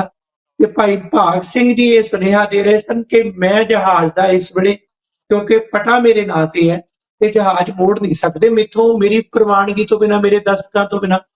ਸੋ ਆਖਰਕਾਰ ਸਾਥੀ ਭਾਈ ਹਸਨ ਰਹੀਮ ਦੇ ਦਸਤਖਤ ਹੋਏ, ਡਰਾਵੇ ਵੀ ਹੋਏ, ਹਰ ਤਰ੍ਹਾਂ ਦਾ ਜਿਹੜਾ ਪ੍ਰਭਾਵ ਵੀ ਪਿਆ ਤੇ ਉਹਨਾਂ ਦੇ ਸਾਈਨ ਕਰਵਾ ਲਏ ਗਏ ਕਿ ਦੇਖੋ ਇਹ ਸਹਿਮਤ ਨੇ ਕਿ ਬੰਦਰਗਾਹ ਤੋਂ ਹੁਣ ਜਹਾਜ਼ ਜਿਹੜਾ ਮੋੜਨ ਵਾਸਤੇ ਭੇਜ ਦਿੱਤਾ ਜਾਵੇ। ਇਹ ਇੱਕ ਇਤਿਹਾਸ ਦਾ ਪੰਨਾ ਜਿਸ ਨੂੰ 99% ਦੇ ਇਤਿਹਾਸਕਾਰ ਜਿਹੜੇ ਆ ਨਾ ਚੁੱਪ ਕਰ ਜਾਂਦੇ ਆ ਇੱਥੇ, ਕਿ ਮੋੜ ਦਿੱਤਾ ਲਿਖਤੀ ਤੌਰ ਤੇ ਪ੍ਰਵਾਨਗੀ ਨਾਲ, ਕਿ ਜੋ ਧੱਕੇਸ਼ਾਹੀਆਂ ਸਨ ਉਹਨਾਂ ਦੇ ਡਰਾਵੇ ਦੇ ਕੇ ਜਿਹੜਾ ਉਸ ਵੇਲੇ ਪਟਾ ਸੀ ਨਾਮ ਤੇ, ਹਸਨ ਰਹੀਮ ਨੇ ਸਾਈਨ ਕਰ ਦਿੱਤੇ, ਜਿਹਦਾ ਨਾਮ ਅਸਲ 'ਚ ਸ਼ਗੁਨ ਸ਼ਰਮਾ ਸੀ, ਗੁਜਰਾਤ ਦਾ ਸੀ। ਹਸਨ ਰਹੀਮ ਇੱਥੇ ਆਉਣ ਲਈ ਨਾਂ ਰੱਖਿਆ ਗਿਆ ਸੀ। ਇਹ ਵੱਖਰਾ ਇਤਿਹਾਸ ਹੈ, ਕਦੇ ਇਹਨਾਂ ਦੇ ਬਾਰੇ ਵੀ ਗੱਲ ਕਰਾਂਗੇ। ਸੋ ਉਹਨਾਂ ਦੇ ਸਾਈਨ ਹੋ ਗਏ ਤੇ ਜਹਾਜ਼ ਮੁੜ ਗਿਆ। ਹੁਣ ਇੱਥੇ ਇਹ ਗੱਲ ਹੈ ਕਿ ਜੇਕਰ ਭਾਈ ਭਾਗ ਸਿੰਘ ਜੀ ਉਸ ਵੇਲੇ ਸੁਮਸ ਜੇਲ੍ਹ 'ਚ ਬੰਦ ਨਾ ਹੁੰਦੇ ਤੇ ਜਹਾਜ਼ ਮੋੜਨ ਲਈ ਜੋ ਧੱਕੇਸ਼ਾਹੀ ਬ੍ਰਿਟਿਸ਼ ਸਰਕਾਰ ਦੀ ਹੋ ਰਹੀ ਸੀ ਉਸ ਦਾ ਸਾਹਮਣਾ ਕਰਦੇ ਤਾਂ ਸ਼ਾਇਦ ਗੁਰੂ ਨਾਨਕ ਜਹਾਜ਼ ਦਾ ਇਤਿਹਾਸ ਵੀ ਕੁਝ ਹੋਰ ਹੁੰਦਾ। ਕਿਉਂਕਿ ਜਦੋਂ ਰਿਹਾ ਹੋ ਕੇ ਭਾਈ ਸਾਹਿਬ ਆਏ ਤੇ ਉਹਨਾਂ ਨੇ ਇਸ ਗੱਲ ਤੇ ਜਿੰਨਾ ਦੁੱਖ ਪ੍ਰਗਟਾਇਆ, ਜਿੰਨਾ ਉਹਨਾਂ ਨੇ ਆਵਾਜ਼ ਉਠਾਈ, ਜਿੰਨਾ ਇਸ ਤੇ ਉਹ ਤਿੱਖੇ ਹੋਏ, ਉਹੀ ਕਾਰਨ ਉਹਨਾਂ ਦੀ ਸ਼ਹਾਦਤ ਦਾ ਬਣਿਆ। ਭਾਈ ਸਾਹਿਬ ਦੀ ਸ਼ਹਾਦਤ ਗੁਰੂ ਨਾਨਕ ਜਹਾਜ਼ ਕਰਕੇ ਹੋਈ। ਇਹ ਮੈਂ ਇਸ ਕਰਕੇ ਕਹਿ ਰਿਹਾ ਕਿ ਇਹ ਇਤਿਹਾਸ ਦੇ ਪ੍ਰਸੰਗ ਨੂੰ ਸਾਨੂੰ ਲੜੀ ਦੇ ਵਿੱਚ ਜੋੜਨਾ ਹੋਏਗਾ, ਕਿਉਂਕਿ ਜਦੋਂ ਸੁਮਸ ਬਾਰਡਰ ਤੋਂ ਰਿਹਾ ਹੋ ਗਏ, ਜਹਾਜ਼ ਮੋੜ ਦਿੱਤਾ ਗਿਆ ਤੇ ਭਾਈ ਸਾਹਿਬ ਨੇ ਉਸ ਵੇਲੇ ਜਿਹੜੀ ਆਵਾਜ਼ ਬੁਲੰਦ ਕੀਤੀ ਨਾ, ਉਸ ਵੇਲੇ ਹੱਥਾਂ ਪੈਰਾਂ ਦੀ ਪੈ ਗਈ ਬ੍ਰਿਟਿਸ਼ ਡੋਮੀਨੀਅਨ ਸਰਕਾਰ ਨੂੰ। ਇਹ ਸ਼ਖਸ ਹੁਣ ਸਾਡੇ ਖਿਲਾਫ ਕੀ ਕਰੇਗਾ, ਲੋਕਾਂ ਨੂੰ ਇੰਨਾ ਜ਼ਿਆਦਾ ਇਹ ਉਤੇਜਿਤ ਕਰ ਰਿਹਾ ਹੈ। ਤਾਂ ਫਿਰ ਉਹਨਾਂ ਨੇ ਫੈਸਲਾ ਕੀਤਾ ਕਿ ਹੁਣ ਇੱਕੋ ਹੀ ਤਰੀਕਾ ਹੈ, ਇਹਨਾਂ ਨੂੰ ਖਤਮ ਕਰ ਦਿੱਤਾ ਜਾਵੇ। ਇੱਕ ਸਦੀ ਬਾਅਦ ਉਹੀ ਤਰੀਕਾ ਉਸੇ ਤਰ੍ਹਾਂ ਗੁਰੂ ਨਾਨਕ ਗੁਰਦੁਆਰਾ ਸਾਹਿਬ ਸਰੀ ਡੈਲਟਾ ਦੇ ਪ੍ਰਧਾਨ ਭਾਈ ਹਰਦੀਪ ਸਿੰਘ ਨਿੱਜਰ ਸਨ, ਜਿਨ੍ਹਾਂ ਨੂੰ ਜਦੋਂ ਸਾਰੇ ਰਸਤੇ ਸਰਕਾਰੀ ਦਬਾਅ ਦੇ ਝੱਲਣ ਦੇ ਵਿੱਚ ਉਹ ਸਮਰੱਥ ਰਹੀ ਸਰਕਾਰ, ਤੇ ਫਿਰ ਤਰੀਕਾ ਵਰਤਿਆ ਕਿ ਬ੍ਰਿਟਿਸ਼ ਏਜੰਟਾਂ ਦੇ ਰਾਹੀਂ ਜਿਸ ਤਰ੍ਹਾਂ ਭਾਈ ਭਾਗ ਸਿੰਘ ਜੀ ਨੂੰ ਪਹਿਲੇ ਪ੍ਰਧਾਨ ਉਹਨਾਂ ਨੂੰ ਸ਼ਹੀਦ ਕੀਤਾ ਗਿਆ ਤੇ ਨੌਜਵਾਨ ਵੀਰ ਹਰਦੀਪ ਸਿੰਘ ਨਿੱਜਰ ਨੂੰ ਉੱਥੋਂ ਦੇਖੋ 109 ਵਰੇ ਬਾਅਦ 18 ਜੂਨ ਤੇ 2023 ਨੂੰ ਸ਼ਹੀਦ ਕੀਤਾ ਗਿਆ। 111 ਵਰੇ ਤੋਂ ਅੱਜ ਅਸੀਂ ਦੂਰੀ ਤੇ ਕਹਿ ਰਹੇ ਹਾਂ। ਮੈਂ ਇੱਥੇ ਆਹ ਹਵਾਲਾ ਤਾਂ ਕੀਤਾ ਕਿਉਂਕਿ ਜਿਹੜੇ ਮੋਢੀ ਹੁੰਦੇ ਨੇ ਉਹ ਨਿਸ਼ਾਨੇ ਤੇ ਕਿਵੇਂ ਹੁੰਦੇ ਨੇ। ਜਦੋਂ ਭਾਈ ਭਾਗ ਸਿੰਘ ਜੀ ਰਿਹਾ ਹੋ ਕੇ ਆਏ, ਉਹਨਾਂ ਨੇ ਆ ਕੇ ਲੋਕਾਂ ਨੂੰ ਲਾਮਬੰਦ ਕੀਤਾ, ਇਹ ਕਿਹਾ ਕਿ ਇਹਨਾਂ ਨੇ ਜੋ ਜਹਾਜ਼ ਮੋੜਿਆ ਉਸ ਦਾ ਹੁਣ ਕਿਸੇ ਵੀ ਕੀਮਤ ਤੇ ਅਸੀਂ ਜਿਹੜਾ ਹੈ ਇਹਨਾਂ ਤੋਂ ਬਦਲਾ ਲੈਣਾ, ਕਿਉਂਕਿ $25,000 ਸਿੱਖ ਸੰਗਤਾਂ ਦਾ ਉਸ ਵੇਲੇ ਇਕੱਠਿਆਂ ਕਰਕੇ ਜਹਾਜ਼ ਦੀ ਕਿਸ਼ਤ ਕੈਨੇਡਾ ਦੇ ਸਿੱਖਾਂ ਨੇ ਤੋਰੀ ਸੀ। ਇਹ ਉਹਨਾਂ ਦੀ ਕਮਾਈ ਸੀ 25,000। ਤੇ ਭਾਈ ਸਾਹਿਬ ਜੀ ਜਦੋਂ ਉਸ ਵੇਲੇ $25,000 ਦੀ ਗੱਲ ਕਰੀਏ ਨਾ, ਜਿੱਥੇ ਆਪਾਂ ਆਨੰਦ ਕਾਰਜ ਦੇ ਸੁਭਾਗ ਮੌਕੇ ਤੇ ਇਸ ਪਿਛਲੇ ਵੀਕਐਂਡ ਤੇ ਇਕੱਠੇ ਸਾਂ, ਖਾਲਸਾ ਦੀਵਾਨ ਸੁਸਾਇਟੀ ਸਤਾਗਰ ਗੁਰਦੁਆਰਾ ਸਾਹਿਬ, ਉਸ ਗੁਰਦੁਆਰਾ ਸਾਹਿਬ ਦੀ ਜਿਹੜੀ ਲਾਟ ਸੀ ਨਾ, ਲਾਟ ਉਸ ਦੇ ਨਾਲ ਖਾਲੀ ਸੀ। ਸੰਗਤਾਂ ਨੇ ਉਸ ਵੇਲੇ ਖਰੀਦੀ ਸੀ ਤੇ ਉਹ ਲਾਟ ਪਤਾ ਕਿੰਨੇ ਦੀ ਮਿਲੀ ਸੀ? $250 ਦੀ। ਵਾਹ, $250 ਦੀ, ਜਿੱਥੇ ਕਿ ਆਪ ਜੀ ਆਲੀਸ਼ਾਨ ਜਗ੍ਹਾ ਦੇਖੀ ਹੈ, ਆਲੇ ਦੁਆਲੇ ਇੰਡਸਟਰੀ ਹੈ, ਕਮਰਸ਼ੀਅਲ ਹੈ। $250 ਦੀ ਵੇਲੇ $25,000 ਕਿੰਨਾ ਹੋਏਗਾ ਸੰਗਤਾਂ ਦਾ ਸਰਮਾਇਆ। ਤੁਸੀਂ ਇਹ ਕਹਿ ਸਕਦੇ ਹੋ ਕੈਨੇਡਾ 'ਚ ਜਿੰਨੇ ਸਿੱਖ ਸਨ ਉਹਨਾਂ ਨੇ ਜੋ ਕਮਾਈ ਕੀਤੀ ਸੀ, ਸਮਝੋ ਸਾਰੀ ਕਮਾਈ ਉਹਨਾਂ ਦੀ ਰੁੜ ਗਈ, ਸਿਰਫ ਇਸ ਕਰਕੇ ਕਿ ਉਸ ਜਹਾਜ਼ ਨੂੰ ਮੋੜਨ ਲਈ ਗੁਰੂ ਨਾਨਕ ਜਹਾਜ਼ ਦੇ ਜਿਹੜੇ ਪਟੇ ਤੇ ਸਾਈਨ ਕਰਨ ਲਈ ਭਾਈ ਸਾਹਿਬ ਨੂੰ ਅੱਖੋਂ ਪਰੋਖੇ ਕਰਕੇ ਜਿਹੜੇ ਦੂਸਰੇ ਵਿਅਕਤੀ ਸ਼ਬਨ ਸ਼ਰਮਾ ਜੀ, ਹਸਨ ਰਹੀਮ ਜੀ, ਉਹਨਾਂ ਦੇ ਸਾਈਨ ਹੋ ਗਏ ਤੇ ਭਾਈ ਸਾਹਿਬ ਨੇ ਤਹੀਆ ਕੀਤਾ ਕਿ ਹੁਣ ਇਹ ਜਿਹੜਾ ਕਲੇਮ ਹੈ ਇਹਨਾਂ ਤੋਂ ਲੈਣਾ ਸਰਕਾਰ ਤੋਂ। ਇਹ ਸ਼ੁਰੂ ਹੋ ਗਈ ਸੀ ਗੱਲ, ਅੱਜ ਤੱਕ ਚੱਲਦੀ ਹੈ ਇਹ ਲੜਾਈ। ਇਹ ਸਾਡਾ ਕਲੇਮ ਹੈ ਅੱਜ 40-50 ਮਿਲੀਅਨ 'ਚ ਬਦਲ ਚੁੱਕਿਆ। ਉਹ ਇਹ ਸਿੱਖਾਂ ਦਾ, ਕੈਨੇਡਾ ਦੇ ਸਿੱਖਾਂ ਤੋਂ ਹੱਕ ਹੈ ਜਿਨ੍ਹਾਂ ਨੇ ਪੈਸੇ ਦਿੱਤੇ, ਜਹਾਜ਼ ਦੀ ਕੀਮਤ ਤਾਰੀ ਉਸ ਵੇਲੇ ਦੇ, ਤੇ ਸਰਕਾਰ ਨੇ ਧੱਕਾ ਕੀਤਾ। ਅੱਜ ਵੀ ਕਾਨੂੰਨੀ ਚਾਰਾਜੋਈ ਵਾਸਤੇ ਕਿਤੇ ਨਾ ਕਿਤੇ ਬੈਠੇ ਕੁਝ ਐਕਟਿਵਿਸਟ ਕੰਮ ਕਰ ਰਹੇ ਨੇ। ਇਹ ਗੱਲਾਂ ਬਿਲਕੁਲ ਨਵੇਕਲੀਆਂ ਨੇ, ਪਰ ਤੁਹਾਡਾ ਚੈਨਲ ਕਿਉਂਕਿ ਇਤਿਹਾਸਕ ਲੜੀ ਨੂੰ ਪੇਸ਼ ਕਰ ਰਿਹਾ, ਜਿੱਦਣ ਕਿਤੇ ਸਮਾਂ ਆਇਆ ਇਹ ਇਤਿਹਾਸ ਦੇ ਵਿੱਚ ਸਾਡੀ ਪ੍ਰਾਪਤੀ ਹੋਈ, ਉਦੋਂ ਇਹ ਰੈਫਰੈਂਸ ਜਿਹੜੇ ਅੱਜ ਦੇ ਰਹੇ ਆ ਇਹ ਯਾਦਗਾਰੀ ਹੋਣਗੇ। ਸੋ ਭਾਈ ਸਾਹਿਬ ਨੇ ਜਦੋਂ ਇਹ ਫੈਸਲਾ ਕੀਤਾ ਤੇ ਗੁਰਦੁਆਰਾ ਸਾਹਿਬ 2nd avenue Khalsa Diwan society, ਉੱਥੇ 5 ਸਤੰਬਰ ਦਾ ਦਿਨ ਸੀ, ਇੱਕ ਸੰਸਕਾਰ ਸੀ ਹੋਇਆ ਤੇ ਉਸ ਸੰਸਕਾਰ ਦੇ ਵਿੱਚ ਵੀ, ਉਹਦੇ ਵਿਸਤਾਰ 'ਚ ਨਹੀਂ ਮੈਂ ਜਾਵਾਂਗਾ, ਉਹ ਸੰਸਕਾਰ ਕਿਉਂਕਿ ਗੁਰਦੁਆਰਾ ਇੱਕੋ ਹੀ ਸੀ, ਇੱਕ ਪਾਸੇ ਧਿਰ ਸੀ ਸਰਕਾਰ ਪ੍ਰਸਤਾਂ ਦੀ, ਇੱਕ ਪਾਸੇ ਕੌਮ ਤੇ ਸਮਰਪਣ ਲੋਕਾਂ ਦੀ।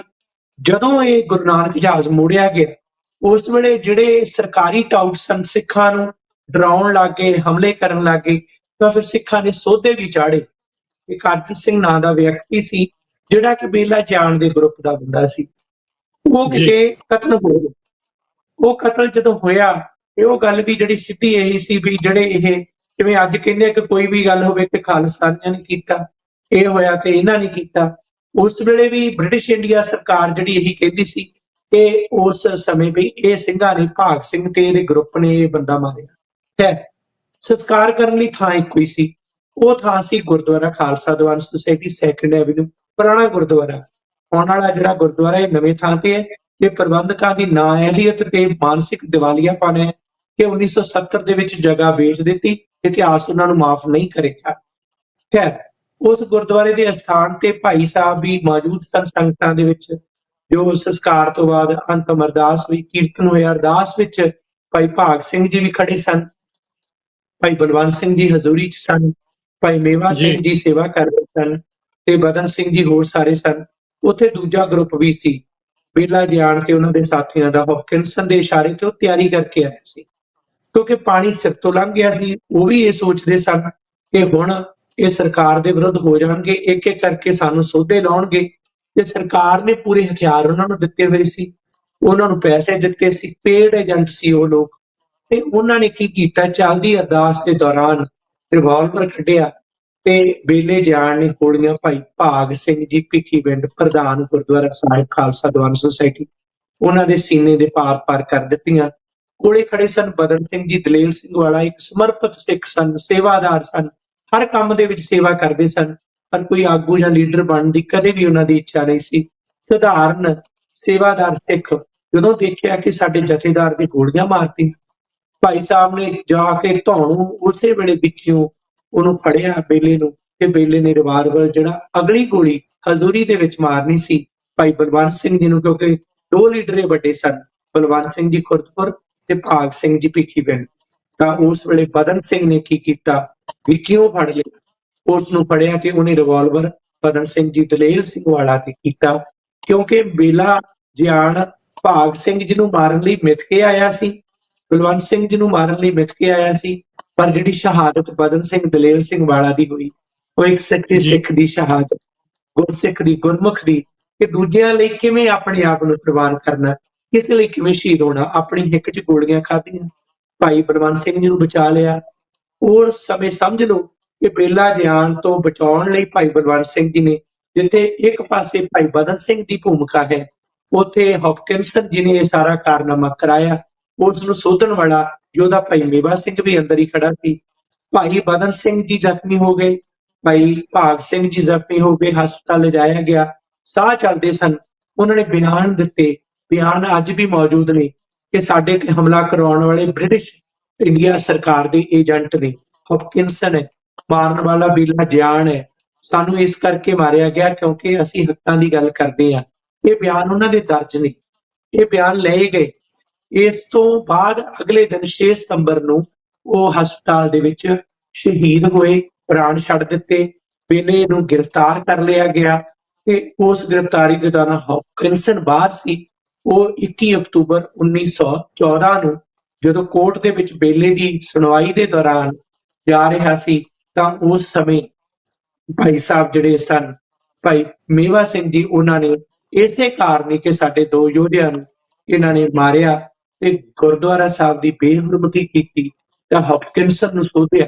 ਸੋ ਗੁਰੂ ਨਾਨਕ ਜਹਾਜ਼ ਦੀ ਲੜੀਵਾਰ ਜਿਹੜੀ ਕਥਾ ਹੈ, ਉਸ ਦੇ ਵਿੱਚ ਹੀ ਹੌਕਿੰਸਨ ਦਾ ਸੋਧਾ ਵੀ ਗੁਰੂ ਨਾਨਕ ਜਹਾਜ਼ ਦੇ ਇਤਿਹਾਸ ਦੇ ਪੰਨਿਆਂ ਦਾ ਹਿੱਸਾ। ਸੋ ਇਹ ਵੀ ਇੱਕ ਮੰਨਣ ਵਾਲੀ ਗੱਲ ਹੈ ਕਿ ਉਹਦੇ ਵਿੱਚ ਹੈ। ਤੇ ਉਸ ਤੋਂ ਬਾਅਦ 11 ਜਨਵਰੀ 1915 ਨੂੰ ਭਾਈ ਮੇਵਾ ਸਿੰਘ ਜੀ ਨੂੰ ਫਾਂਸੀ ਹੋਈ, ਕਿਉਂਕਿ ਉਹਨਾਂ ਨੇ ਇਸ ਦੁਸ਼ਟ ਨੂੰ ਸੋਧਿਆ ਸੀ। ਤੇ ਇਹ ਜਿਹੜੀ ਫਾਂਸੀ ਵੀ ਹੈ, ਇਹ ਵੀ ਗੁਰੂ ਨਾਨਕ ਜਹਾਜ਼ ਦੇ ਨਸਲਵਾਦੀ ਵਰਤਾਰੇ ਦੇ ਇਤਿਹਾਸ ਦੇ ਵਿੱਚ ਹੀ ਜਿਹੜੀ ਹੈ ਇਹ ਸ਼ਹਾਦਤ ਹੈ, ਇਹ ਵੀ ਇਸੇ ਦਾ ਹੀ ਹਿੱਸਾ ਹੈ। ਮੈਂ ਤਾਂ ਗੱਲ ਕਰ ਰਿਹਾ ਕਿਉਂਕਿ ਗੁਰੂ ਨਾਨਕ ਜਹਾਜ਼ ਦੇ ਲੰਮੇ ਇਤਿਹਾਸ ਨੂੰ ਜਦੋਂ ਵਾਚਦੇ ਆ ਤੇ ਉਹਦੇ ਵਿੱਚ ਇਹ ਲੜੀਆਂ ਸਾਹਮਣੇ ਆਉਂਦੀਆਂ ਨੇ। ਸੋ ਭਾਈ ਭਾਗ ਸਿੰਘ ਜੀ, ਭਾਈ ਬਦਨ ਸਿੰਘ ਜੀ, ਦੋਨੇ ਇਹ ਯੋਧੇ ਗੁਰੂ ਸਾਹਿਬ ਦੇ ਸਿਧਾਂਤ ਨੂੰ ਸਮਰਪਿਤ ਹੋ ਕੇ ਗੁਰਦੁਆਰਾ ਸਾਹਿਬ ਦੀ ਰਖਵਾਲੀ ਦੇ ਲਈ, ਗੁਰਦੁਆਰਾ ਸਾਹਿਬ ਦੀ ਬੇਹਰਮਤੀ ਤੋਂ ਬਚਾਉਣ ਲਈ ਅਤੇ ਆਪਣੀਆਂ ਸ਼ਹਾਦਤਾਂ ਦੇ ਕੇ ਇਤਿਹਾਸ ਨੂੰ ਸੁਨਹਿਰੀ ਪੰਨੇ ਨਾਲ ਅੰਕਿਤ ਕਰਨ ਲਈ ਕੈਨੇਡਾ ਦੇ ਮੋਢੀ ਸ਼ਹੀਦਾਂ ਵਜੋਂ ਅੱਜ ਤੋਂ 111 ਵਰੇ ਪਹਿਲਾਂ ਇਹ ਯੋਧੇ ਸ਼ਹੀਦ ਹੋਏ ਤੇ ਜਿਨ੍ਹਾਂ ਦੀ ਸ਼ਹਾਦਤ ਦੇ ਸਦਕਾ ਹੀ ਅਸੀਂ ਅੱਜ ਇਹ ਸਰਦਾਰੀਆਂ ਮਾਣ ਰਹੇ ਹਾਂ, ਜਿਨ੍ਹਾਂ ਦਾ ਇਤਿਹਾਸ ਅਸੀਂ ਮੁੜ ਦੁਹਰਾਉਂਦਿਆਂ ਹੋਇਆਂ ਸ਼ਹੀਦ ਭਾਈ ਹਰਦੀਪ ਸਿੰਘ ਨਿੱਜਰ ਦੀ ਗੱਲ ਕੀਤੀ ਹੈ, ਜਾਂ ਅੱਜ ਜਦੋਂ ਯੋਧੇ ਲੜ ਰਹੇ ਨੇ, ਇਹਨਾਂ ਦੀ ਪ੍ਰੇਰਨਾ ਭਾਈ ਸਾਹਿਬ ਭਾਈ ਭਾਗ ਸਿੰਘ ਜੀ ਭਿੱਖੀਵਿੰਡ ਤੇ ਭਾਈ ਦਲੇਰ ਸਿੰਘ ਜੀ, ਬਦਨ ਸਿੰਘ ਜੀ ਦਲੇਰ ਸਿੰਘ ਵਾਲਾ, ਇਹ ਯੋਧੇ ਨੇ ਜਿਨ੍ਹਾਂ ਨੇ ਮੋਹ ਮਰਨੇ ਕਾ ਚਾਉ ਹੈ ਮਰੋ ਤਾਂ ਹਰ ਕੇ ਦੁਆਰ, ਇਹਨਾਂ ਨੇ ਸ਼ਹਾਦਤਾਂ ਗੁਰੂ ਦਰਬਾਰ ਦੇ ਵਿੱਚ ਪਾਈਆਂ, ਗੁਰਦੁਆਰਾ ਸਾਹਿਬ ਦੇ ਅੰਦਰ ਕੈਨੇਡਾ ਦੀ ਧਰਤੀ ਤੇ ਅਖੀਰਲੀ ਇੱਕ ਗੱਲ ਕਿ ਭਾਈ ਸਾਹਿਬ ਅੱਜ ਮੈਂ ਬਿਨਾਂ ਸ਼ੱਕ ਇਹ ਕਹਿ ਸਕਦਾ ਕਿ ਵੱਡੀ ਗਿਣਤੀ 'ਚ ਲੋਕਾਂ ਨੂੰ ਪਤਾ ਨਹੀਂ ਹੋਣਾ ਕਿ ਵਿਦੇਸ਼ਾਂ ਦੇ ਵਿੱਚ ਕੈਨੇਡਾ ਦੀ ਧਰਤੀ ਤੇ ਗੁਰਦੁਆਰਾ ਸਾਹਿਬ ਦੇ ਅੰਦਰ ਉਸ ਨਸਲਵਾਦ ਤੇ ਬਸਤੀਵਾਦ ਜਿਹੜਾ ਉਸ ਵੇਲੇ ਭਾਰਤ ਸੀ, ਉਸ ਦੇ ਖਿਲਾਫ ਸਿੰਘ ਸ਼ਹੀਦ ਹੋਏ ਤੇ ਮੋਢੀ ਸਿੰਘ ਸ਼ਹੀਦ ਹੋਏ, ਗੁਰਦੁਆਰਾ ਸਾਹਿਬ ਦੇ ਅੰਦਰ ਸ਼ਹਾਦਤਾਂ ਹੋਈਆਂ। ਸਾਨੂੰ ਇਸ ਇਤਿਹਾਸ ਦਾ ਪਤਾ ਇਸ ਕਰਕੇ ਨਹੀਂ ਕਿਤਾਬਾਂ 'ਚ ਨਹੀਂ ਪੜ੍ਹਾਇਆ ਜਾਂਦਾ, ਸਾਡੇ ਇਤਿਹਾਸਕਾਰ ਨਹੀਂ ਦੱਸਦੇ। ਸਾਡੀਆਂ ਸ਼੍ਰੋਮਣੀ ਕਮੇਟੀ ਤੋਂ ਲੈ ਕੇ ਸਾਡੀਆਂ ਪ੍ਰਮੁੱਖ ਸੰਸਥਾਵਾਂ, ਦਿੱਲੀ ਕਮੇਟੀ ਤੋਂ ਸਾਡੀਆਂ ਆਪਣੀਆਂ ਆਰਗੇਨਾਈਜੇਸ਼ਨ ਕਿਤੇ ਨਾ ਕਿਤੇ ਇਸ ਤੋਂ ਜਿਹੜੀਆਂ ਮੁੱਖ ਮੋੜ ਕੇ ਜਾਣੇ ਜਾਣੇ 'ਚ ਗਲਤੀਆਂ ਕਰ ਰਹੀਆਂ ਨੇ। ਅਸੀਂ ਉਹਨਾਂ ਨੂੰ ਵੀ ਅੱਜ ਬੇਨਤੀ ਕਰਦੇ ਹਾਂ ਕਿ ਆਹ ਜਿਹੜੇ ਦਿਨ ਨੇ ਇਹਨਾਂ ਨੂੰ ਵੱਡੇ ਪੱਧਰ ਤੇ ਮਨਾਓ, ਇਹਨਾਂ ਯੋਧਿਆਂ ਨੂੰ, ਇਹਨਾਂ ਨਾਇਕਾਂ ਨੂੰ, ਇਹਨਾਂ ਮੋਢੀਆਂ ਪਾਇਨੀਅਰਸ ਨੂੰ ਸਿਰ ਝੁਕਾ ਕੇ ਉਹਨਾਂ ਤੋਂ ਮਾਫੀ ਵੀ ਮੰਗੋ, ਕਿਉਂਕਿ ਅਸੀਂ ਉਹਨਾਂ ਨੂੰ ਅੱਖੋਂ ਪਰੋਖੇ ਗੁਨਾਹ ਕੀਤਾ ਹੈ। ਜੀ ਸੋ ਬਹੁਤ ਵੱਡਾ ਐਪੀਸੋਡ ਹੈ ਜੀ ਗੁਰੂ ਨਾਨਕ ਜਹਾਜ਼ ਦਾ, ਜਿਹਨੂੰ ਸਿਰਫ ਬਹੁਤਾਤ ਦੇ ਵਿੱਚ ਸਿਰਫ ਇੰਨਾ ਕੀ ਪਤਾ ਸਾਨੂੰ ਕਿ ਇੱਕ ਜਹਾਜ਼ ਆਇਆ, ਉਹਨੂੰ ਇੱਥੇ ਵੜਨ ਨਹੀਂ ਦਿੱਤਾ ਗਿਆ, ਵਾਪਸ ਭੇਜਤਾ, ਤੇ ਉਸ ਤੋਂ ਬਾਅਦ ਚਲੋ ਉਹ ਕਿਉਂਕਿ ਉੱਥੇ ਅੰਗਰੇਜ਼ ਹਕੂਮਤ ਸੀ ਤੇ ਉੱਥੇ ਸ਼ਹਾਦਤਾਂ ਹੋ ਗਈਆਂ। ਤੇ ਇਹਦੇ ਉੱਤੇ ਆਪਾਂ ਅੱਜ 6ਵਾਂ ਐਪੀਸੋਡ ਆਪਾਂ ਕਰ ਰਹੇ ਹਾਂ, ਤੇ ਸਾਰੇ ਹੀ ਐਪੀਸੋਡ ਤਕਰੀਬਨ ਜਿਹੜੇ ਆ ਉਹ ਗੁਰੂ ਨਾਨਕ ਜਹਾਜ਼ ਦੇ ਆਲੇ ਦੁਆਲੇ ਘੁੰਮ ਰਹੇ ਆ। ਸੋ ਬਹੁਤ ਵੱਡੀ ਇਹ ਜਿਹੜੀ ਅਣਗਹਿਲੀ ਹੈ ਜੀ, ਕਿਤੇ ਨਾ ਕਿਤੇ ਵੀ ਇਹਨਾਂ ਇਤਿਹਾਸਕ ਦਸਤਾਵੇਜ਼ਾਂ ਦੇ ਉੱਤੇ ਬਹੁਤ ਜ਼ਿਆਦਾ ਧਿਆਨ ਜਿਹੜਾ ਨਹੀਂ ਦਿੱਤਾ ਗਿਆ, ਪਰ ਆਪਾਂ ਕੋਸ਼ਿਸ਼ ਕਰ ਰਹੇ ਹਾਂ, ਕਰਦੇ ਰਹਾਂਗੇ, ਹੋਰ ਵੀ ਸਾਧਨਾਂ ਰਾਹੀਂ ਕੋਸ਼ਿਸ਼ ਕਰਾਂਗੇ ਕਿ ਇਹ ਜਿਹੜਾ ਇਤਿਹਾਸ ਆ ਇਹਨੂੰ ਮੁੜ ਸੁਰਜੀਤ ਕੀਤਾ ਜਾਵੇ, ਤੇ ਇਸ ਉੱਤੇ ਇਤਿਹਾਸ ਨੂੰ ਜਿਹੜਾ ਘਰ ਘਰ ਪਹੁੰਚਾਉਣ ਦਾ ਉਪਰਾਲਾ ਵੀ ਜਿਹੜਾ ਆਪਾਂ ਆਉਣ ਵਾਲੇ ਸਮੇਂ ਦੇ ਵਿੱਚ ਕਰਾਂਗੇ। ਔਰ ਥੋੜੇ ਜਿਹੇ ਮੈਸੇਜ ਨੇ, ਜੁਝਾਰ ਸਿੰਘ ਜੀ, ਵਿੰਮੀ ਕੌਰ ਜੀ, ਰਿੰਕੂ ਸਿੰਘ ਜੀ, ਜਸਵੀਰ ਸਿੰਘ ਬਰਾੜ ਜੀ ਤੇ ਮਹਿਬੂਬ ਹੁਸੈਨ ਸ਼ਾਹ ਜੀ, ਬਹੁਤ ਬਹੁਤ ਧੰਨਵਾਦ ਤੁਹਾਡਾ, ਤੁਸੀਂ ਸ਼ਾਮਲ ਕੀਤੀ। ਪਰ ਮੈਸੇਜ ਮੈਂ ਨਹੀਂ ਪੜ੍ਹ ਸਕਾਂਗਾ ਅੱਜ, ਤੇ ਸਮਾਂ ਜਿਹੜਾ ਤਕਰੀਬਨ। ਸੋ ਡਾਕਟਰ ਸਾਹਿਬ ਜਾਂਦੇ ਜਾਂਦੇ ਆਪਾਂ ਇੱਕ ਅੱਧੇ ਮਿੰਟ ਦੇ ਵਿੱਚ ਸਿਰਫ ਇੰਨਾ ਜ਼ਰੂਰ ਸਾਨੂੰ ਦੱਸ ਦਿਓ ਕਿ ਉਸ ਸ਼ਹੀਦ ਕਰਨ ਵਾਲੇ ਦਾ ਜਿਹੜਾ ਕਾਤਲ ਸੀ ਉਹਦਾ ਫਿਰ ਕੀ ਬਣਿਆ। ਇਹਦੇ ਤੇ ਵਿਸਥਾਰ 'ਚ ਆਪਾਂ ਵੱਖਰੇ ਵਿਸ਼ੇ ਤੇ ਗੱਲ ਕਰਾਂਗੇ ਜਦੋਂ ਗਦਾਰਾਂ ਦੀ ਲੜੀ ਦੇ ਵਿੱਚ ਗੱਲ ਕਰਾਂਗੇ। ਸਿਰਫ ਮੈਂ ਇੰਨਾ ਕਹਾਂਗਾ ਹੁਣ ਕਿ ਬੇਲਾ ਜਿਆਣ ਉਸ ਵੇਲੇ ਜੇਲ੍ਹ 'ਚ ਸੀ, ਜੇ ਕਿਤੇ ਉਸ ਵੇਲੇ ਬਾਹਰ ਹੁੰਦਾ ਤਾਂ ਮੇਵਾ ਸਿੰਘ ਨੇ ਉਹਦਾ ਵੀ ਸੌਦਾ ਲਾ ਦੇਣਾ ਸੀ, ਮੈਲਕਮ ਦਾ ਵੀ ਸੌਦਾ ਲੱਗ ਜਾਣਾ ਸੀ, ਲੇਕਿਨ ਉਸ ਨੂੰ ਬਾਅਦ ਦੇ ਵਿੱਚ ਰਿਹਾ ਕਰ ਦਿੱਤਾ ਗਿਆ। ਸਰਕਾਰ ਨੇ ਰਿਪੋਰਟ ਕਰਕੇ ਕਿਸੇ ਨਾ ਕਿਸੇ ਤਰੀਕੇ ਨਾਲ ਹਿੰਦੁਸਤਾਨ ਭੇਜ ਦਿੱਤਾ। ਜਿਆਣ ਪਿੰਡ ਜਿਹੜਾ ਹੈ ਉੱਥੋਂ ਦਾ ਵਸਨੀਕ ਸੀ, ਉੱਥੇ ਜਗੀਰਾਂ ਦਿੱਤੀਆਂ ਗਈਆਂ, ਸੁਰੱਖਿਆ ਦਸਤੇ ਦਿੱਤੇ ਗਏ, ਤੇ ਜਿੰਨੇ ਕੈਨੇਡਾ ਤੇ ਅਮਰੀਕਾ ਦੇ ਵਿੱਚੋਂ ਗਦਰੀ ਯੋਧੇ ਜਾਂਦੇ ਸਨ ਉਹਨਾਂ ਦੇ ਵਾਸਤੇ ਪੇਸ਼ੀਆਂ ਦੇ ਦੌਰਾਨ ਜੋ ਗਵਾਹ ਬਣਦਾ ਸੀ ਉਹ ਬੇਲਾ ਜਿਆਣ ਜਾਂ ਇਹਦਾ ਭਰਾ, ਇਹ ਲੋਕ ਬਣਦੇ ਸਨ। ਸੋ ਇਹਨਾਂ ਨੇ ਬਹੁਤੇ ਯੋਧਿਆਂ ਨੂੰ ਸ਼ਹੀਦ ਕਰਵਾਇਆ, ਉਹਨਾਂ ਦੇ ਖਿਲਾਫ ਭੁਗਤੇ। ਆਖਿਰਕਾਰ ਸਮਾਂ ਆ ਗਿਆ ਸੰਨ 1933 ਦਸੰਬਰ 9, ਸਥਾਨ ਪਿੰਡ ਜਿਆਣ ਦੇ ਬਾਹਰ-ਬਾਰ, ਤੇ ਯੋਧੇ ਭਾਈ ਹਰੀ ਸਿੰਘ ਜੀ ਸੋਹਣ ਤੇ ਉਹਨਾਂ ਦੇ ਸਾਥੀ ਭਾਈ ਈਸ਼ਰ ਸਿੰਘ ਜੀ ਤੇ ਹੋਰ ਇਕੱਠਾ ਗਰੁੱਪ ਧਾਰ ਕੇ ਗਏ ਸੀ। ਅੱਜ ਤੋਂ ਦੇਖੋ 1933 ਤੇ 1914 ਵਰਿਆਂ ਦਾ ਫਰਕ ਦੇਖ ਲਓ, ਜਿਹੜੇ ਕਿਹੜੇ ਨਾ ਭੁੱਲਦੇ ਉਹਨਾਂ ਦਾ ਇਤਿਹਾਸ ਹੈ ਇਹ। 24-34 ਜਾ ਕੇ ਸਾਲ ਜਿਹੜਾ ਕਿ ਭਾਈ ਸਾਹਿਬ ਨੇ ਤੈਅ ਕੀਤਾ ਹੋਇਆ ਸੀ ਕਿ ਇਹ ਦੁਸ਼ਟ ਨੂੰ ਸੋਧਣਾ ਹੀ ਹੈ, ਤੇ ਸ਼ਰਾਬ ਦਾ ਡੱਕਿਆ ਹੋਇਆ ਸੀ। ਜਦੋਂ ਆ ਰਿਹਾ ਸੀ ਰਸਤੇ ਦੇ ਵਿੱਚ ਸਿੰਘਾਂ ਨੇ ਕਿਹਾ ਵੀ ਪਹਿਲਿਆ ਹੁਣ ਕਰ ਲੈ ਤਿਆਰੀ, ਆ ਗਿਆ ਤੇਰਾ ਸਮਾਂ। ਤੇ ਉਸ ਵੇਲੇ ਉਸ ਨੇ ਆਪਣਾ ਸ਼ਰਾਬ ਦੇ ਵਿੱਚ ਧੁੱਤ ਸੀ, ਕਈ ਤਰ੍ਹਾਂ ਦੀਆਂ ਮਿੰਨਤਾਂ ਤਰਲੇ ਵੀ ਕੀਤੇ, ਆਪਣੀ ਚਾਰਾਜੋਈ ਵੀ ਕੀਤੀ, ਪਰ ਸਿੰਘਾਂ ਨੇ ਛੱਡਿਆ ਨਾ। ਤੇ ਸਿੰਘਾਂ ਨੇ ਉਸ ਨੂੰ ਜਿਸ ਤਰ੍ਹਾਂ ਖਤਮ ਕੀਤਾ, ਜੋ ਬੋਟੀ ਕੀਤਾ, ਉਹ ਇੱਕ ਵੱਖਰਾ ਵਿਸ਼ਾ, ਉਹ ਬੜਾ ਹੀ ਮਹੱਤਵਪੂਰਨ ਵਿਸ਼ਾ ਹੈ। ਕਿਉਂਕਿ ਮੈਂ ਇਹ ਗੱਲ ਤਾਂ ਕਹਿੰਦਾ ਕਿਉਂਕਿ ਉਹਦੀਆਂ ਔਲਾਦਾਂ 3, 4, 5ਵੀਂ ਪੀੜ੍ਹੀ ਉਹ ਇੱਥੇ ਅਮਰੀਕਾ ਕੈਨੇਡਾ ਦੇ ਵਿੱਚ ਰਹਿ ਰਹੇ ਨੇ। ਅਸੀਂ ਉਹਨਾਂ ਦੇ ਨਾਲ ਕੋਈ ਵੈਰ ਵਿਰੋਧ ਨਹੀਂ। ਇੱਕ ਸਿੰਘ ਨੇ ਕਦੇ ਸੁਨੇਹਾ ਵੀ ਦਿੱਤਾ ਕਿ ਉਹ ਮਹਿਸੂਸ ਕਰਦੇ ਨੇ ਜਦੋਂ ਕਾਫੀ ਗੱਲਾਂ ਹੁੰਦੀਆਂ ਤੇ ਦੁੱਖ ਮਹਿਸੂਸ ਕਰਦੇ ਨੇ। ਤਾਂ ਮੈਂ ਉਹਨਾਂ ਨੂੰ ਬੇਨਤੀ ਕੀਤੀ, ਮੈਂ ਕਿਹਾ ਉਹਨਾਂ ਨੂੰ ਪਬਲਿਕ ਦੇ ਵਿੱਚ ਆਓ, ਆ ਕੇ ਮਾਫੀ ਮੰਗੋ ਵੀ ਸਾਡੇ ਵੱਡੇ ਬੰਦੇ ਨੇ ਗਦਾਰੀ ਕੀਤੀ ਹੈ, ਅਸੀਂ ਇਨਸਾਨੀਅਤ ਜੀ। ਪੱਖੋਂ ਇਹ ਜਿਹੜੇ ਆਪਣੇ ਵੱਲੋਂ ਖਿਮਾ ਜਾਚਨਾ ਕਰਦੇ ਆ। ਨਹੀਂ ਤਾਂ ਤੁਸੀਂ ਇੱਕ ਹੱਕਾਂ ਦੀ ਲੜਾਈ ਵਿੱਚ ਸ਼ਾਮਲ ਹੋਵੋ। ਜੇ ਹੁਣ ਤੁਸੀਂ ਮੌਜਾਂ ਮਾਣਨੀਆਂ ਨਾ, ਤੇ ਇੱਕ ਪਾਸੇ ਤਾਂ ਭਾਗ ਸਿੰਘ ਦਾ ਘਰ ਵੀ ਖਤਮ ਹੋ ਗਿਆ, ਬੀਬੀ ਹਰਨਾਮਪੁਰ ਵੀ ਇੱਥੇ ਉਹਨਾਂ ਦੀ ਵੀ ਮੌਤ ਹੋ ਗਈ, ਉਹਨਾਂ ਦੀ ਬੱਚੀ ਕੀ ਕੁਝ ਬਣਿਆ ਉਹ ਵੱਖਰਾ ਵਿਸ਼ਾ। ਇੱਕ ਘਰ ਫੂਕ ਤਮਾਸ਼ਾ ਦੇਖਿਆ, ਤੇ ਇੱਕ ਨਾਲ ਨੇ ਮੌਜਾਂ ਸਰਦਾਰੀਆਂ ਤੇ ਜਗੀਰਾਂ ਮਾਣੀਆਂ, ਤੇ ਫਿਰ ਕਲੰਕ ਤਾਂ ਮੱਥੇ ਤੇ ਰਹੂਗਾ ਹੀ। ਉਹ ਜਗੀਰਾਂ ਮੰਨਦਾ ਬਿਲਕੁਲ ਕਲੰਕ ਬਿਲਕੁਲ ਰਹੂਗਾ ਜਦੋਂ ਤੱਕ ਆ ਕੇ ਲੋਕਾਂ ਦੇ ਵਿੱਚ ਨਹੀਂ ਆਉਂਦੇ। ਅੱਜ ਤੁਹਾਡੇ ਰਾਹੀਂ ਮੈਂ ਇਸ ਰਿਹਾ ਉਹਨਾਂ ਨੂੰ ਜਨਤਕ ਤੌਰ ਤੇ ਦੇ ਰਿਹਾ ਕਿ ਸਾਨੂੰ ਪਤਾ ਹੈ ਤੁਸੀਂ ਕੈਨੇਡਾ 'ਚ ਸਰੀ ਵੈਨਕੂਵਰ ਖਿੱਤੇ ਦੇ ਵਿੱਚ ਰਹਿ ਰਹੇ ਹੋ, ਆਓ ਆ ਕੇ ਉਸ ਗਦਾਰ ਦੇ ਕਲੰਕ ਨੂੰ ਜੇ ਮਿਟਾਉਣਾ ਤਾਂ ਇੱਕੋ ਹੀ ਤਰੀਕਾ ਹੈ, ਆਪਣੇ ਮੱਥੇ ਤੋਂ, ਉਹਦੇ ਤੋਂ ਤਾਂ ਮਿਟਣਾ ਨਹੀਂ। ਕਿ ਤੁਸੀਂ ਲੋਕਾਂ ਦੇ ਵਿੱਚ ਆਓ ਤੇ ਆ ਕੇ ਕਹੋ ਕਿ ਉਸ ਨੇ ਗਦਾਰੀ ਕੀਤੀ ਪਰ ਅਸੀਂ ਸਮਰਪਿਤ ਆ।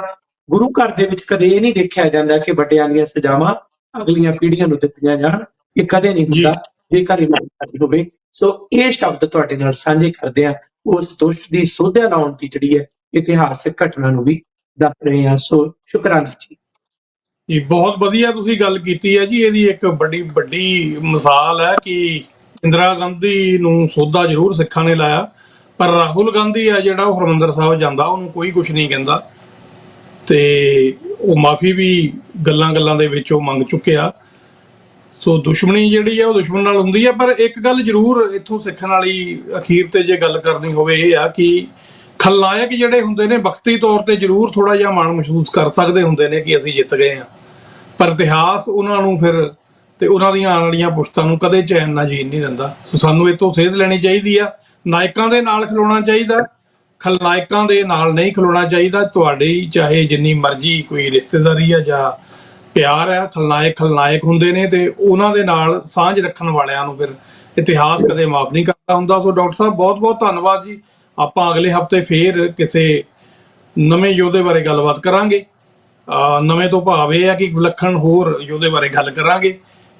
ਤੇ ਉਦੋਂ ਤੱਕ ਲਈ ਦਿਓ ਇਜਾਜ਼ਤ ਜੀ। ਕੱਲ ਨੂੰ ਵਾਹਿਗੁਰੂ ਦੀ ਕਿਰਪਾ ਦੇ ਨਾਲ ਆਪਾਂ, ਜੇ ਗੁਰੂ ਨੇ ਸਵਾਸਾਂ ਦੀ ਲੜੀ ਇਸੇ ਤਰ੍ਹਾਂ ਚੱਲਦੀ ਰੱਖੀ, ਪੈਰਾਂ ਦੇ ਖਲੋਣ ਦਾ ਬਲ ਬਖਸ਼ਿਆ, ਨਵੇਂ ਵਿਸ਼ੇ ਦੇ ਨਾਲ ਨਵੇਂ ਮਹਿਮਾਨ ਦੇ ਨਾਲ ਫੇਰ ਮਿਲਾਂਗੇ। ਤਦ ਤੱਕ ਦੇ ਲਈ ਡਾਕਟਰ ਸਾਹਿਬ ਤੁਹਾਨੂੰ ਵੀ ਔਰ ਸਾਡੇ ਪਿਆਰੇ ਪਿਆਰੇ ਦਰਸ਼ਕਾਂ ਤੇ ਸਰੋਤਿਆਂ ਨੂੰ ਵੀ ਵਾਹਿਗੁਰੂ ਜੀ ਕਾ ਖਾਲਸਾ, ਵਾਹਿਗੁਰੂ ਜੀ ਕੀ ਫਤਿਹ।